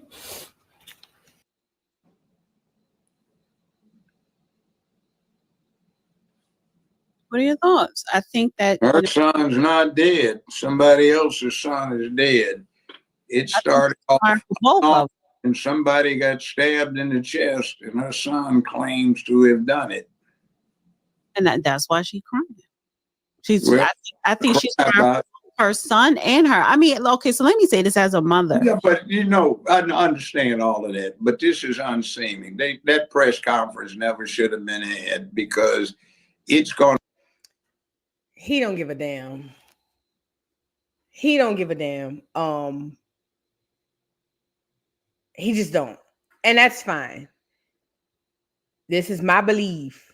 I believe that a lot of the clears are going to rush over to Dana's platform because the judge is over there. They're going to have a newfound love for the judge because he's speaking their language and and Dana's going to get more, traffic to her channel because they're going to speak to each other and say, hey, if you want to hear somebody black who understands, who gets it, go watch this channel, The Real Dana, the judge. He's been having he's going to get all these accolades because this is what the clears do.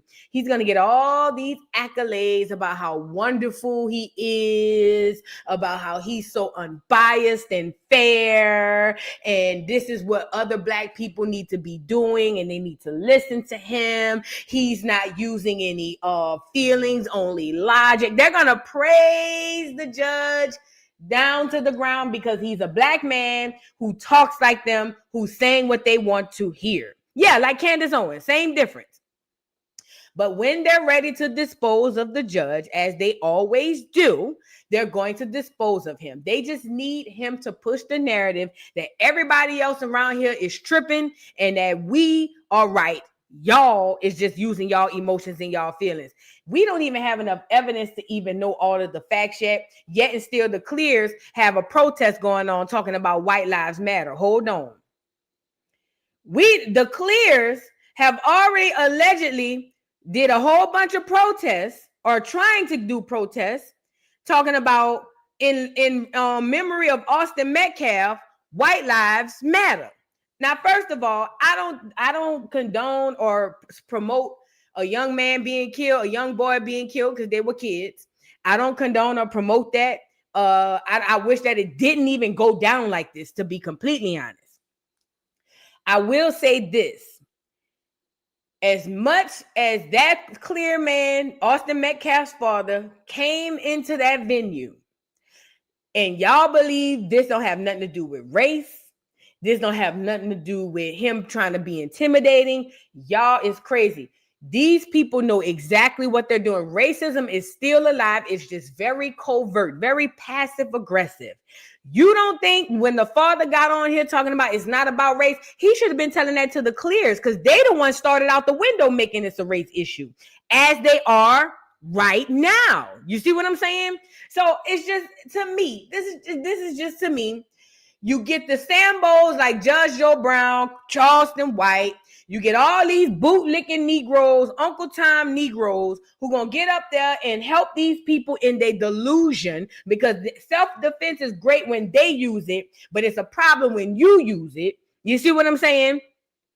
You can get them to sit up here and lie about these people using the gifts and gold money for buying houses and cars, when Austin Metcalf's both of his parents, who are separated, have separate gifts and goals and GoFundMes. Nobody questioning what they doing with their money, but all they need is a few little black voices to echo their bullshit so they can do stuff like this, like have this doggone protest. You see what I'm saying?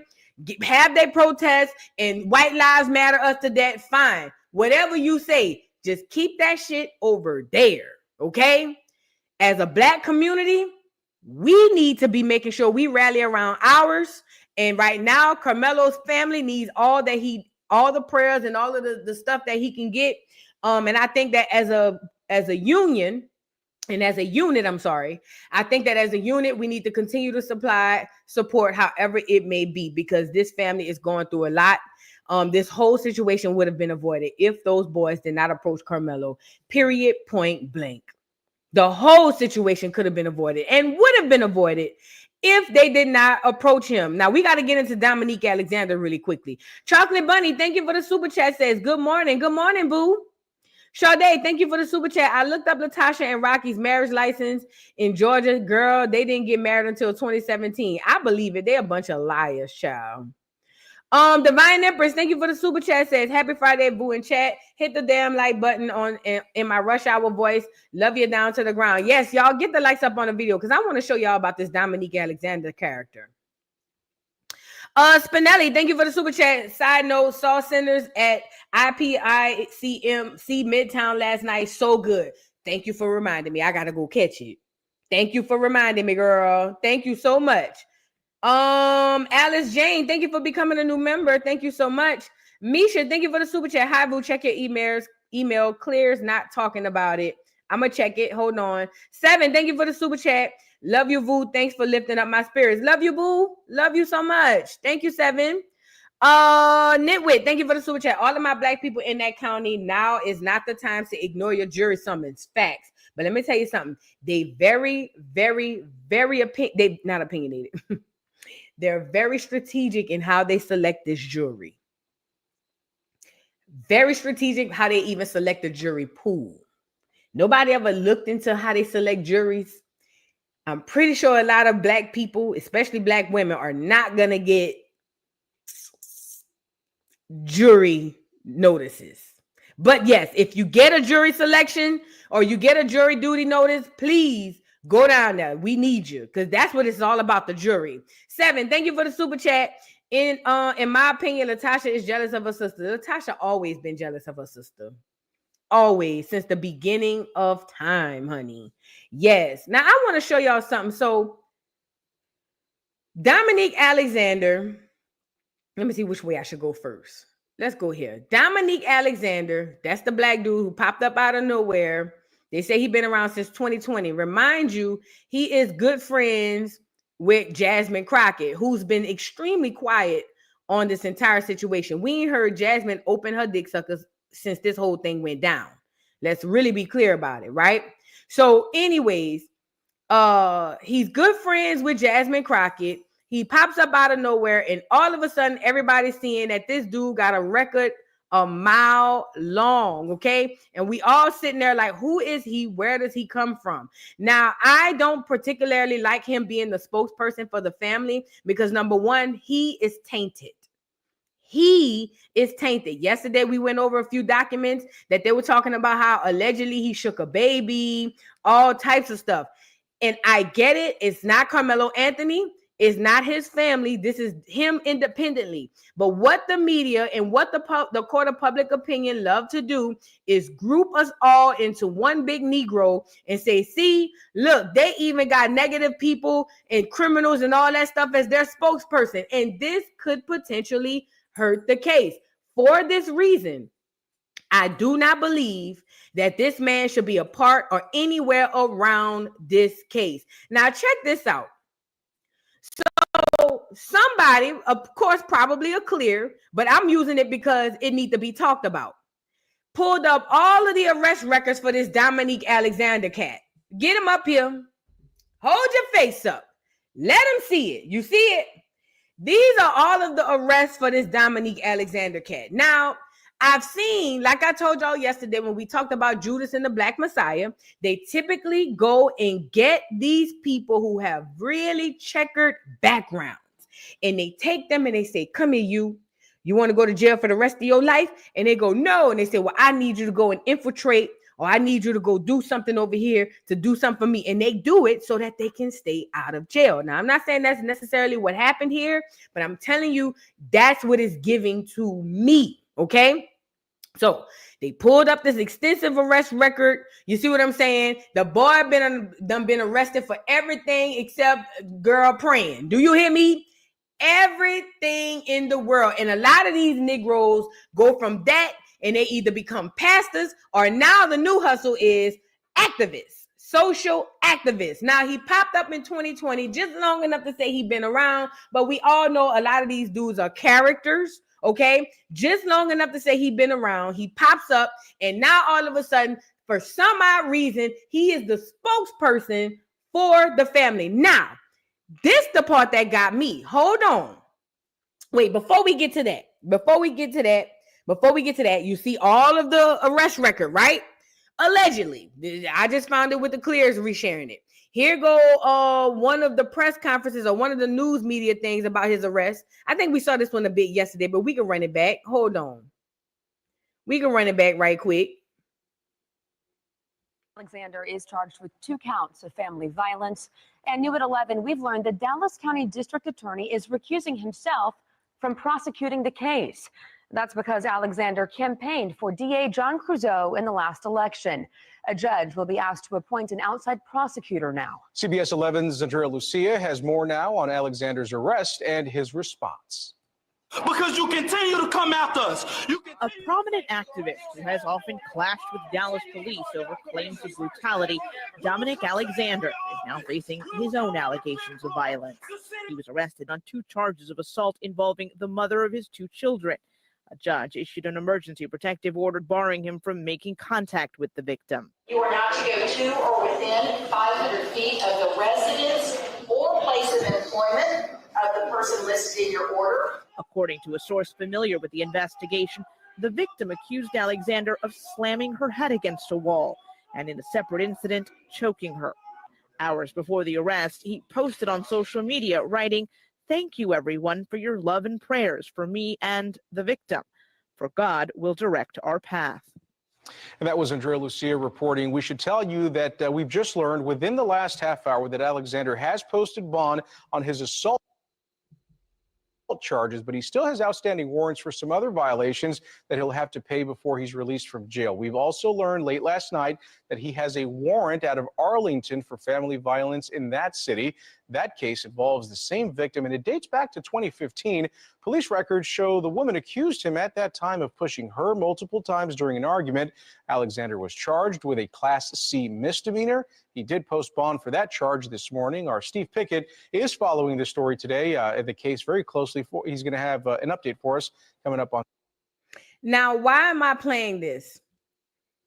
This boy, Austin Metcalf, and his family don't have no nothing on them. Them some clean cut. That's a clean cut black family. And I get it. Sometimes people have a past. I get that. But in this particular situation, having someone like this man, Dominique Alexander, hold on, having someone with the rap sheet as long as this is very detrimental to the case. In my opinion, I'm not the family. I don't know how this man came about, but at the end of the day, I personally, this is just me, I would not want this man around my child or this case. His checkered past can be a stain on the outcome and or the way that my child receives due process because of his own personal crap. Okay? I don't know what's going on with this. I don't know where this man came from. He could very well be somebody who had a checkered past and came back around and said, you know what, I'm going to change my life and become a social activist. I don't believe that, but he could very well be that. I don't know. But what I'm telling you, for me, this is just for me. When it comes down to representation, he should not be the spokesperson. This is my belief. He should not be the spokesperson for anything in regards, especially with a case that involves violence. How dare you, sir, with the rap sheet that you have, get on here and talk about fair, right, and just when you have a horrible past with criminality in the state. Okay? This is just me. This is just me, but everybody's different. If it was my child, he wouldn't be able to touch him with a 10-foot pole. Now, let me make you laugh. So last night, I'm minding my business. This fool was on Real Life Street Stars. And I'm like, what the hell he doing on Real Life Street Stars, right? This is just me. I'm like, what the fuck he doing on Real Life Street Stars? Another Tether podcast, but he's on Real Life Street Stars. And basically, he's on there talking about how, first of all, when they asked him how he got called to even be dealing with the case, he kind of, and we're going to get into it. And then after that, he went on to talk about how it's political and we got a grand wizard for a president in the White House. And I said, there you go. This is all political, all the way for him to get in here and push him and that Jasmine Crockett bullshit. And this is another thing too. I want to show y'all something. Not only was it him, this other pastor, I don't know who this man is. I've seen him on there a couple of times. This pastor right here, and I don't know who the man in the back is. I don't know who the man in the back with the pyramid fingers. I don't know who they are, but I know for a fact the pastor has a real checkered past because he spoke about it. Now, he claimed to be a pastor, then turned his life around. I don't know if it's true or not. I just know that a lot of these Negroes do the same thing. You feel what I'm saying? Okay. Thank you, Charjay. The first thing I caught on was the hands. Not just the man in the background, all of them hands, because you got to know this. The crossing of the fingers is also symbolism as well. Okay. And this is how they started the interview from off the gate. Now, mind you, I don't know the man sitting in the back, but the two up front, the pastor is the one in the black shirt, the activist is the one in the button-up shirt, and they have come together to speak about how this is uncalled and unjust for Karmelo Anthony, both of them with the past that they have. I don't understand. I truly don't understand. And like I said, if it was me, I'm not the parent, but if it was me, none of these niggas would come near my child. You get it? Not even the one in the back, because I don't like his hands. All three of these niggas will be void of coming around my child. Y'all are not the best representation right now in the moment for the subject at hand. I'm gonna need y'all to go over there, okay? So I want to show y'all. I just want to pull this up so y'all can see, because these are the people that people are looking at like, oh, these guys are so great. I'm so happy somebody has Karmelo back. This is so great. You don't even realize when the tomfoolery is sitting in front of your face. And they do it so vague, so bold, hands just right there, hands just all up in the camera, all in the videos. Let's get into the interview. I want to show y'all this interview. Hold on one second. I want to show y'all this interview. So they do this interview, and one of the first things old boy asks them is, hey, how did you get involved with this case? Watch this. Of all the advocacy and making sure people understand exactly what it is. Let me back him up.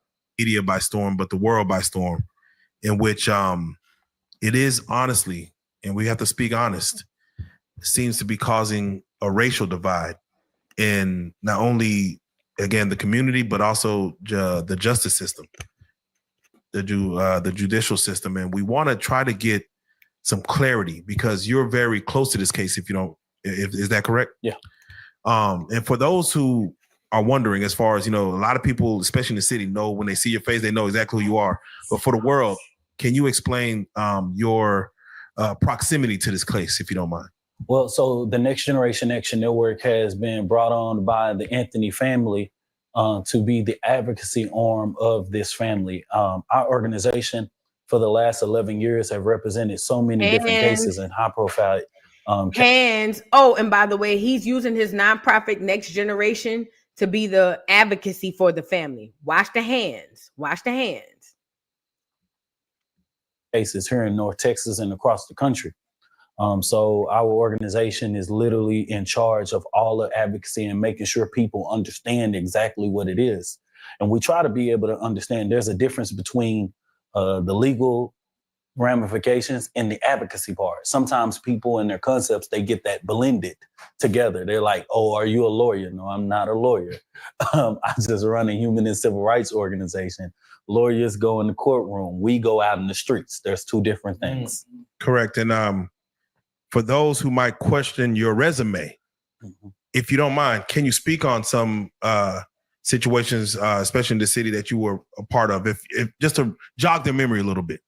So, I'm going to say this. If you talk about education, if you go in front of Carter, Roosevelt, Sappho Cliff High School, Lincoln High School, and you see O.W. Holmes or John Lewis, you can go straight in the middle of Sappho Cliff High School and you can see my name on the wall. It was because in 2015, I led the walkout, organized the kids to lead the walkout out of Sappho Cliff High School. That brought about $400 million in a racial equity lens to Dallas ISD.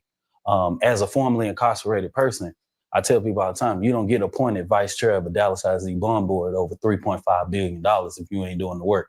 So that's just anything from the community standpoint. You know what I mean? So he went and let a school walk out, and they got $400 million that I'm pretty positive the children never got to see. And that's one of his resume things in 2015. Was this around the time you was in and out of jail? This is a real question. Was this around the time you were in and out of jail? I'm just asking. Because we've always said that the future generation of our community, I can't go in the past or go this, but I can make sure that our future is better. As a person who was born and raised in Oak Cliff, I knew it was essential to make sure that kids have possibilities and hope, right? So he said he born and raised in Oak Cliff. Who from Oak Cliff? Who know him? Who from Oak Cliff? He said he born and raised in Oak Cliff. In the civil rights space or whatever, we the one that did respond to the McKinney Pool Party situation that brought 25,000 people into McKinney, Texas, after a young lady named Dejaria Becton was slammed to the ground and by Officer Eric K. Spoke. And Our organization, if you've been here in the Dallas Fort Worth area and you saw any police brutality or Botham Jean or a Tatiana Jefferson, you pretty much have saw the Next Generation Action Network work, right? Our organization also wrote the statewide missing alert system for victims of imminent danger between the ages of 18 to 64. It's called the Clear Alert. It's probably the only picture that you'll see me and Governor Greg Abbott in the same room, but it actually exists, right? So that's just a little small part of the work, significant work that the Next Generation Action Network has done. So he got him a nonprofit. They help kids walk out of school to bring money to the school that the kids probably never saw. The girl who got slammed to the ground at the pool, he said he helped organize. I write resumes, so I see the fluff. But he helped organize a whole bunch. Basically, he pop up whenever people need shit to get racially motivated. They literally calling him the young Al Sharpton. So it makes sense. It makes sense. But I wonder if he's doing all of this activism during the time he's shaking babies. Allegedly. Even though we saw the reports. You see what I'm saying? Now, I think this way he's going to ask him how he got in with the case. Look. And I thank you for that work, first and foremost. I want to get your temperature of society right now in Dallas-Fort Worth. Would you say racism still exists? Oh, definitely. Definitely. I think if you want me to expound on that. What people don't understand in Dallas-Fort Worth, this is the place that was the largest population of the KKK.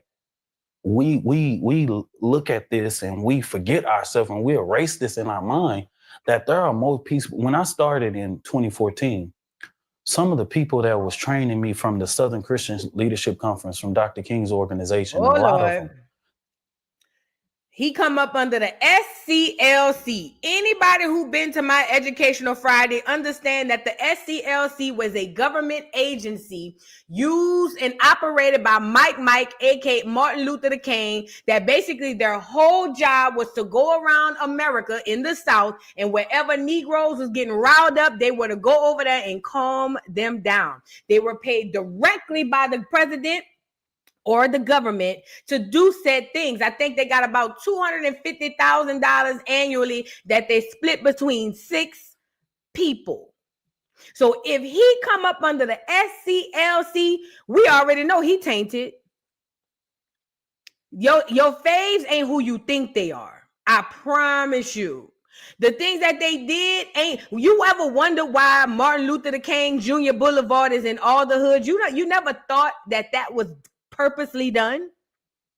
Because Mike ushered you niggas into a hood, because prior to that, you wasn't in no projects. Not like that. It's because of him they ushered you niggas into little hoods, packed y'all niggas into one little hood and left you there to tear each other up and tear each other down. That's why your Martin Luther King Jr. spots or the streets is in every single one of the hoods, because it was his work that got you there. You get it? It was his work that got you there.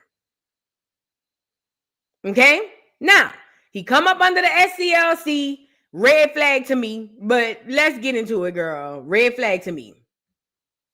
Said that they would not even come in the 70s and the 80s or in the 60s to Dallas, Texas, nor Fort Worth. This is the area where Dr. King was literally rejected by Black leaders here at Dallas Love Field. These are all. Why do you think that is? Especially in a time where Black America was going through a lot. Why do you think Black leaders rejected him in Dallas? You ever went to the people who are descendants or to any of those leaders who could be there and say, hey, why did y'all? Nobody looks into that. Some people knew Mike was full of shit. Damn. History. You can literally, the only living person that can attest to that, Reverend Zan Holmes, Judge Clifford Davis out of Fort Worth, one of the persons who actually was a charge over, the security of Dr. King when he came to Dallas, just recently passed, probably about 3 months ago or whatever. And yet it's embedded into the core of North Texas. And a lot of times we play with it, but it's in our fabric. We're the only place in the country that our economics and our business is literally ran by yet a citizens council that used to be called the White Citizens Council. All right. Fast forward. I'm sorry. Because he just talking. He's just talking loud and ain't saying nothing. Let me get to the part where they asked him how he got on this case. In McKinney, when that situation happened, I remember that situation happened. I was working with one of the ladies that was involved in that. Yeah. And I saw that, that was before I lived in the area. I'm like, wow, McKinney seems like it's old school. If you get what I mean, it's old school. Yeah. For this situation to have taken place in Frisco at a track meet, in which, of course, we have two individuals that, of course, again, one person has tragically lost their life and the other person is battling for their life. When that first came across your news feed, what was your immediate thought when you seen that storyline, that headline, before you knew the details, or if the details came to you first? Man, I saw it and I was like, I said, oh Lord, this black child. Oh Lord. No, because I saw the media narratives that were coming out. He died in his brother's arm, and just the what we know as Black people in America, literally the media foundation of being able to assassinate the character or just like obliterate this child. You know what I'm saying? Like literally like toast him. And I think that's the reason why people of consciousness was like, hold on, wait a minute now. Something ain't adding up here. You know what I mean? Some because they were trying to oversell it. It was like it was this. I saw how he hurried up and adjusted his hands. Hold on.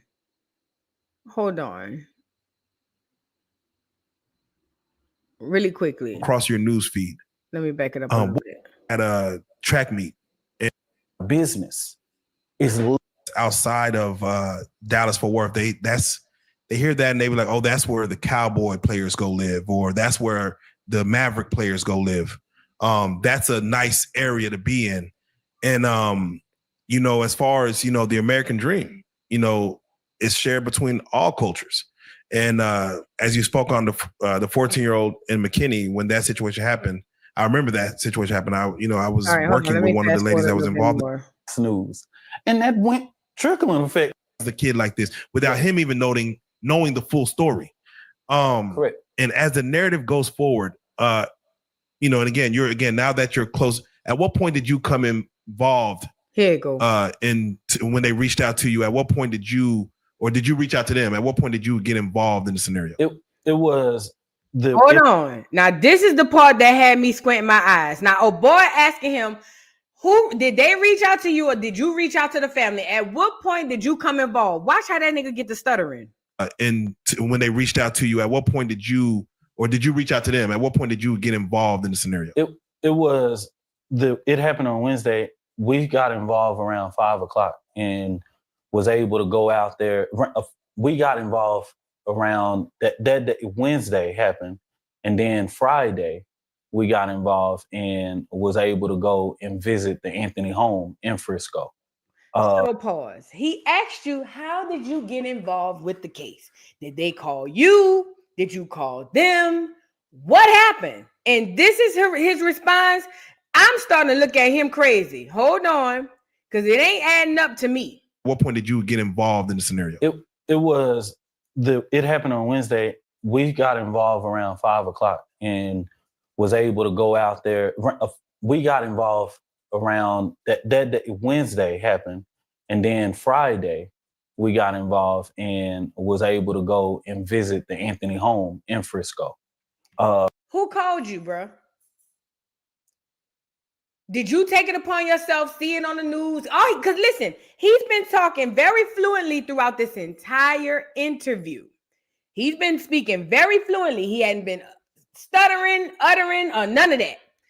Did you see the news and say, okay, let me contact the family. I have a nonprofit or organization that can help? Or did somebody on behalf of the family, reach out to you and say, hey, this family needs your help. All he had to do was say that. But see, it happened Wednesday, and we got involved around about 5 o'clock. But well, see, it happened on Wednesday, and we got involved because we saw it on the TV. And then on Friday, we came, and yeah, it was 5 o'clock. I'm just sitting here saying, you done fucked up, right? How did you get involved with this situation? Who called you? Who told you to go over there and do this with this child? It's giving fed tease, y'all. It's giving fed tease. It's giving fed tease, y'all. That part got me. And I'm telling you, when I pulled up to it, I was surprised. You know what I mean? Because I'm hearing the narrative. I don't know it. I haven't talked to him yet. You know what I'm saying? So I'm like, okay, until I come in here, I'm like, okay, all right. I got my concepts in my head. And I remember the text message. I say, they say, hey, let us know when you at the gate. I said, okay. I got text message and QR code. I said, oh, this is a gated community. Okay. What's going on? Okay. All righty. All right, I thought I was going to some hoodlums that they said. You know what I mean? Right, I thought I was going to the hood. You know what I mean? I didn't know what was going on. You know what I mean? I thought I was going to an apartment. You know what I'm saying? Come on. But slowly go in there, man, and I see this amazing father, and I see this amazing mother, and their kids and their family here, and I'm like, okay, all righty now, literally. But it just shows us what America at its core truly believe about the black child. The black child automatically. I've had enough. Look at old boy making sure them hands in the camera. I've had enough. Why is this important? I don't trust this guy. I don't trust his past, and I don't trust his presence. But again, I don't have any say-so. I think that it's a good thing and a bad thing that the Clears are bringing up his old dirty laundry, you know what I'm saying? Because it can come back and unfortunately affect the character of this young boy who don't have this type of checkered past. I promise you, he don't need to be around these ex-thugs, ex-baby shakers. I'm not trusting no nigga who shook a baby in the past. Nigga, you a evil, vile mother effer. I don't want you around me if you've ever shaken a baby, even accused of doing it. You can't come around me. I don't trust you. You got some type of evilness in you, okay? All I'm saying is this Dominique Alexander dude is very suspect. His past is suspect. His present is suspect. He spoke fluently throughout the entire interview, except how did you get involved with the case? That's a red flag to me. The parents may not never see this broadcast, but if anybody know anybody, they need to get this Dominique Alexander dude off this case. But it wouldn't surprise me if the powers that be sent them there and they can't get him off the case. You get it? It's way deeper than rap when you start peeling back the layers. You see what I'm saying? Way deeper than rap. Way deeper than rap. Okay? I'm just telling you. Belinda, thank you for being a member for 13 months. Says, thank you for touching on this story. Something in the wind. Watch out, Acorn. Yes, watch out, y'all. But listen, this is what we're going to do. Because I got to get off of here. I got to go drop Saint off and run a couple of errands. But this is what we're going to do. I have Educational Friday at 5 for sure. But I'm just saying, for me, don't get distracted by a lot of this stuff that's going on. Black America, we need to stay on code. They got a few of us that we're going to have to deal with later on, trying for treason or whatever the case may be. And we'll deal with that as it comes. Thank you, Intellect Beauty, for becoming a new member. Thank you so much. We'll deal with them as it comes. But at the end of the day, we have to keep our focus and our head straight to figure out what in the world is happening and make sure we don't get off topic. These people from these platforms, even some of us, are going to be assisting. That's why they say a lot of these black dudes on YouTube and all that stuff are either riding the fence or taking the side of the Austin Metcalf. It pays them money right now. There's going to be a lot of stuff coming out that's going to be against this young man because they know they don't have enough evidence to convict this young man. So with that being said,